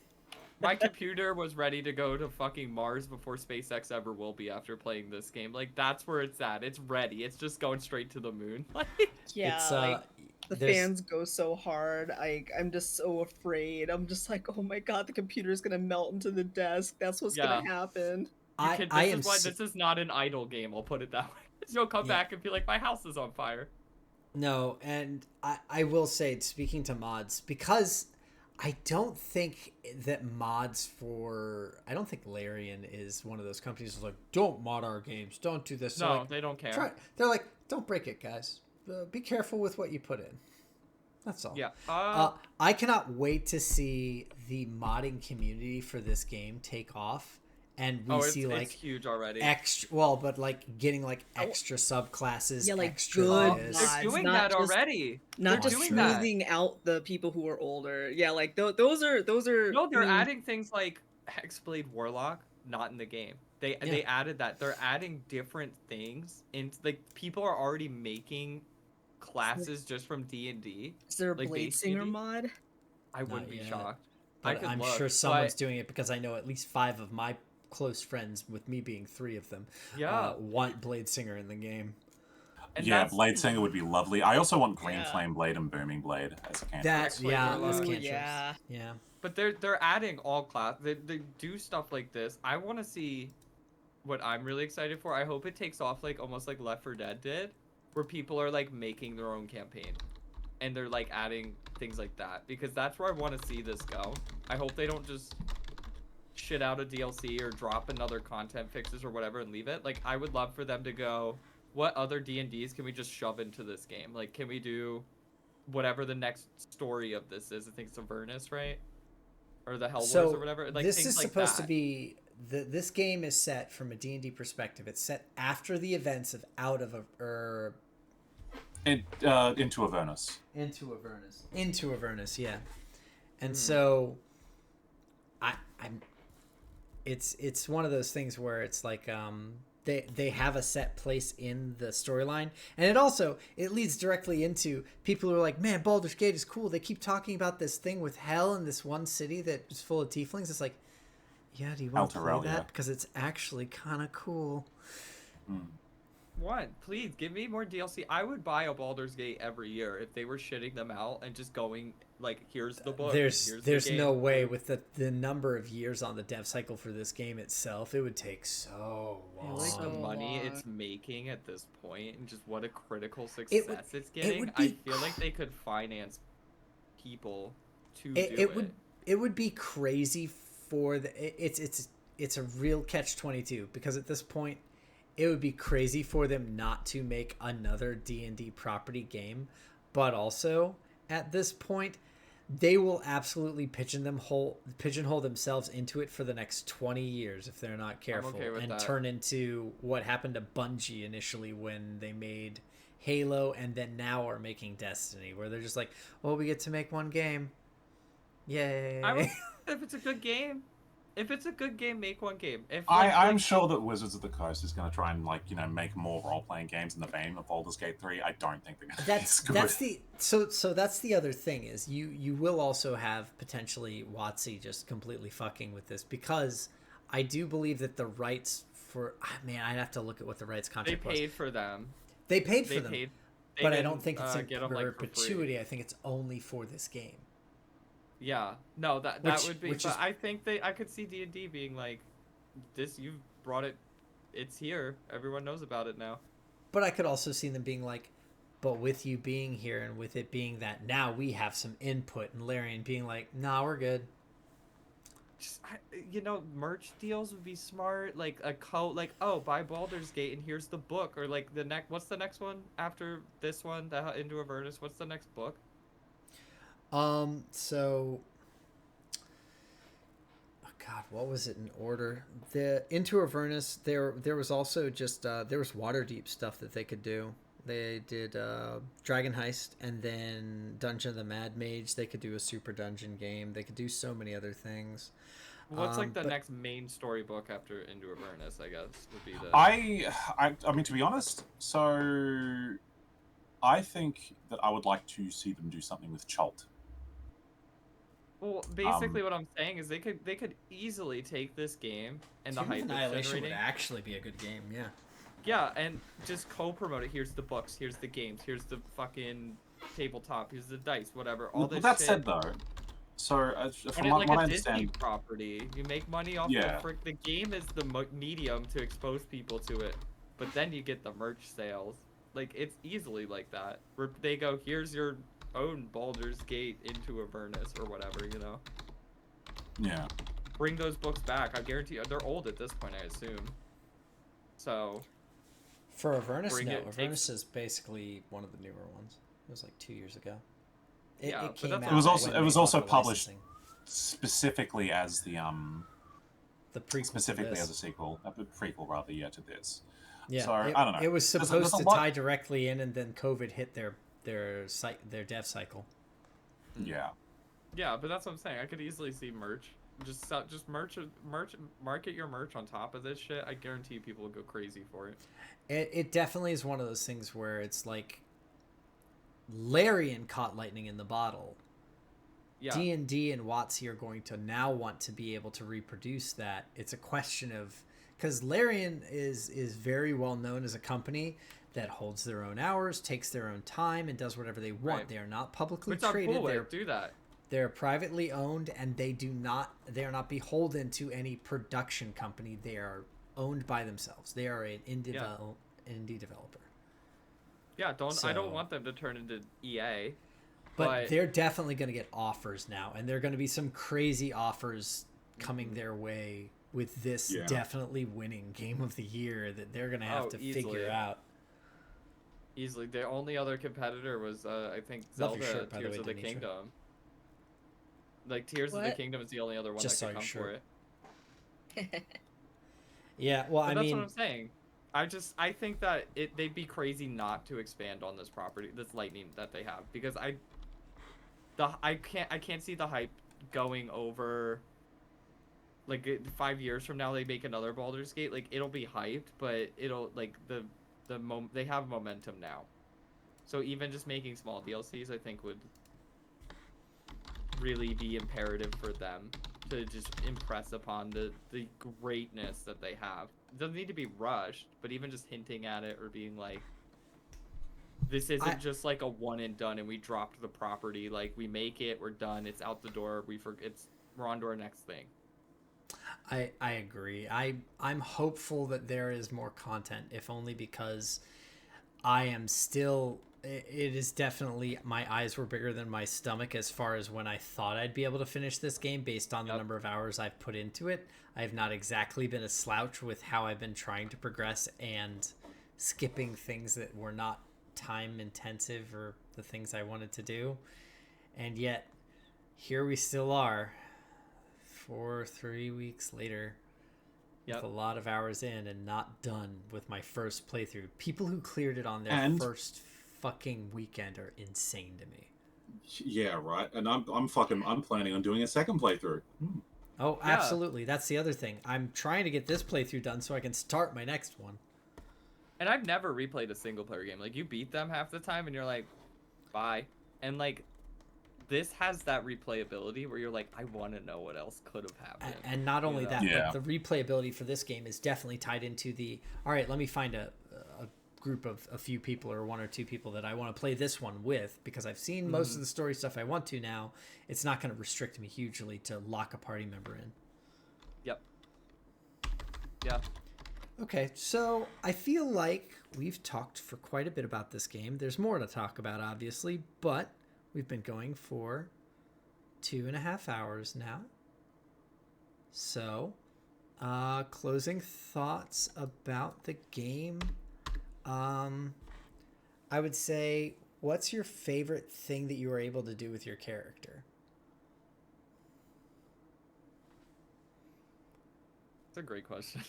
That is a great question. For me, my favorite thing being a bard rogue is getting a DC 30 check and being like, bet, I have modifiers for that. Definitely when it comes to the romance or dialogue options, where it's like, this is impossible. And I'm like, it's impossible for a sane person.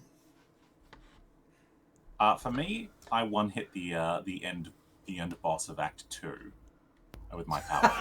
Wow. Holy shit. So, I know. That's terrifying. yeah, once you get getting a crit with a level 3 spell slot for your smite, yeah. The fucking luck of the Far Realms is nutty on a paladin. The fact that you're allowed to do that is stupid. I haven't touched the tadpole stuff at all, actually. That's me role-playing my character. I'm like, Yeah. Same. I've yeah, not touched sorry. a single Is that all tadpole. three of you haven't? I did. Yeah, no- But no- mostly Well, I did I- because I it's a whole did not mechanic tree. know. I'm not going to ignore it. Okay, and I will say for people, it does not. There's one tadpole that will fuck with things. Taking the ones that James has taken, You're I'm totally fine. cool. It does not do anything to story. They put it in the game. They want you to use it. I did not know that. So the whole time I was playing, I was like, keep that shit away from me. You're supposed to do it. Yeah. But I just Well, I mean, and that was my computer game savvy where I was looking at. I was like, they gave me a whole skill tree to build out into. There's no way James, I that they're thought the gonna same punish. thing. I was like, maybe I'll get an achievement for never using them. There is no fucking No, not no, using that's the them. thing. In my brain, I'm like, the developers made this and want us to use it. They're not gonna Yes. punish straight for the first use of it. They're gonna let No. me take my first hit and then see how far I'm allowed to go. Yep. Yeah. That I did not know that and did not touch it. And you would think you would know because when beta had every character had their little tadpole ability and I was like, okay, but maybe you're not supposed to do that. I don't know. I don't know what I was thinking. I was just like every time I talk to someone, I'm like, I just want to I'm just like tadpoles. Nom nom nom. They're so delicious. Nature, what's the favorite thing you did with your character so far? Okay, so this isn't really like a favorite thing, but it's pretty cool. And Australian James was trying to get my goat last night because I was complaining that I just like did an awesome thing where I shifted my moonbeam over and just torched the enemy that I was fighting against and won the battle. And then as soon as the battle ended, neutral parties like walked right into the moonbeam and then Oh no! and got upset with me, and they're like, now you must die. And I'm like, Motherfucker, you did that to yes, yourself. you walked into the moonbeam, so I had to Pathing in this redo game is that kind of fight. ridiculous sometimes. Yeah, The I had to amount of redo the fight. times I was so put out, but I was like, okay, all right, this is fine. This is fine. That's fine. I'm so happy you confirmed this because the amount of times I've used Moonbeam on Mr. Halson, and then right before the fight ends, I'm like, what if someone walks into it though? And I'm like, no, they wouldn't do that. And I turn it They off will. just in case. Now you know. Yeah, Yeah. like, God. Honestly, my favorite thing has been Barbarian. They're just great. They're just great. I did Barbarians not. are pretty great. I went in to this playthrough going, I'm going to play something so diametrically opposed to something I'd ever play in a game. Like, I'm not the type to be barbarian, unga bunga, strongman kind of. That's just not me. And going through, I've loved every second of it. Like, best choice I ever made was go barbarian. Because originally I was like, I'll play my div wizard with the team and I'll do it by myself. I'm loving every second of it. Like, I was just literally like, I think I was messaging you, Ro, where I was like, hey, so like in Diablo, how much you like barbarian? You sure you want to be a barbarian? Do you want to be a wizard? I could play barbarian. You want to play Claude? I'll play Horacio. Hello, sister. I'm ready. Like, bring me in. Sign me in. Listen, you guys talking about that, if Anton caught word of it, it would absolutely be a Freaky Friday episode. I'm down. I'm down. I will hit the raging strike. I will instantly respect this hoe. I'm talking to Withers. We're becoming a totem barbarian. Oh my god. I love it. I love it. I did not expect to like it at all. And it just got better and better and better. And it's getting to the point where I'm cleaving through people and I'm just like, oh, I'm having so much fun. Honestly, every class in this game is really fun, and I think you should try them all. Like I've been telling you, Paladin is really good. It is really good. I am, yeah, Dark Urge, Paladin. Hell yeah. Both But great. no, it's no, it's good stuff. So yeah, did you was that your favorite thing? Yeah, Barbarian, man. Best thing I ever did. All right, so a couple of things, just the chat. Do we have D&D Diablo this weekend? I'm not sure. No. Anton. No, not this weekend. No, Because it Anton would is be going to next Europe. weekend, if anything. But Yeah, I I believe it's next weekend. Also, I have a funeral tomorrow, so we're definitely not doing it. I mean, you can do it. Normally, Anton is running a game, but I don't know when he's going, because he's going overseas for like a month. Yeah, so that's actually, coming up soon. Diablo might be. I think we are going on kind Treasure of a vault, hiatus for a treasure bit. vault, treasure vault, treasure vault, treasure vault. Get started. Run the game. You have I'm the players. I'm doing my own game, Mm-hmm. which will be slotted into that time. Billy, and James, did you guys both still want to be playing Vampire? Oh, that's Treasure right. Vault. Yeah, I need to get actually Yes. into that. So that's going to be the Yes. Saturday. Are we doing that next week? No. It'll be- Diablo, I think next week is the last week before. Oh, we Okay, okay. put if it's Europe. okay, so we might have D and Diablo next week. Okay. And then I'll be running a vampire one shot just for I don't know if we'll be streaming that one or not. Well, we I will have a see. question, Ro. Yes, When are you hello. gonna finish? When are you gonna finish your one D&D playthrough? I mean, we can, but it's been so long. Playtest It's 7. we got, Playtest When are 7. you gonna finish that playthrough?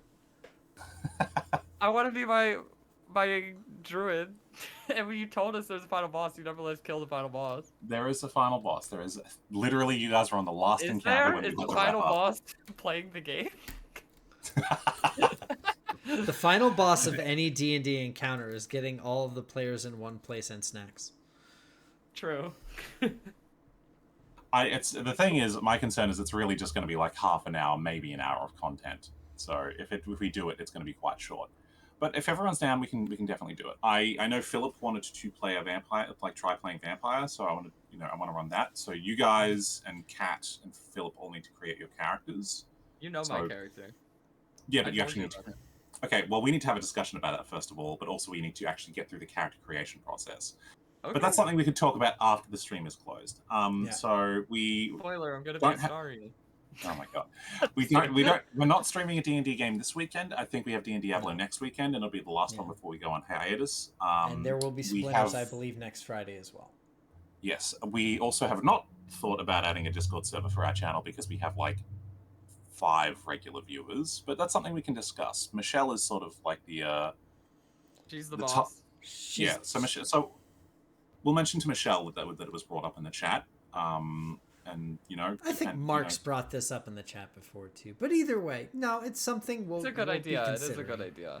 We Yeah, actually no, it had really a is a lot good of idea. a lot of folks hanging out and chatting today. It was really nice. Hell yeah. So with All right. that, I think we're going to go ahead and wrap up. This was our +1 shoot the shit, our number 1 +1 shoot the shit about Baldur's Gate 3. I really I want to grab some. We got a lot of just game impressions here, but I want to grab Charles and Ro. I'm sure you'll want to be a part of this, and anybody else who wants to too. We're definitely going to have a talk about the game versus tabletop and how they could interlock with each other a little bit more in depth. Yeah, I've touched on that a little bit today. Yeah, I tried That's to something I avoid have it a just lot of- a smidge, just because I know there's other people on this channel who want to talk about that. Yeah. too. Yeah, no, so I definitely have some strong feelings about that. So when we get the chance to talk about that, I'll definitely be happy to jump back in. Maybe we'll all be done with the game in the meanwhile. Oh, I'm doubting it. At this rate, I'm probably going to get married to the game. But no, I think for now it we'll official. want to be Mina Halson. wrapping up. We have been James and Billy and Denitra. We have been +1 shoots the shit for +1 shots. Check out our other content. We're very cool and fun and cool again. For now, we'll be wrapping up, but we love you all. Mwah. And I hope you all have good days and weekends. And Bye. not really many people on to raid tonight, so gonna go ahead and hang out and just close the stream. Everybody, thanks for coming. Good to see you. Have a great night, and we'll see you all later. Bye. That was so fun.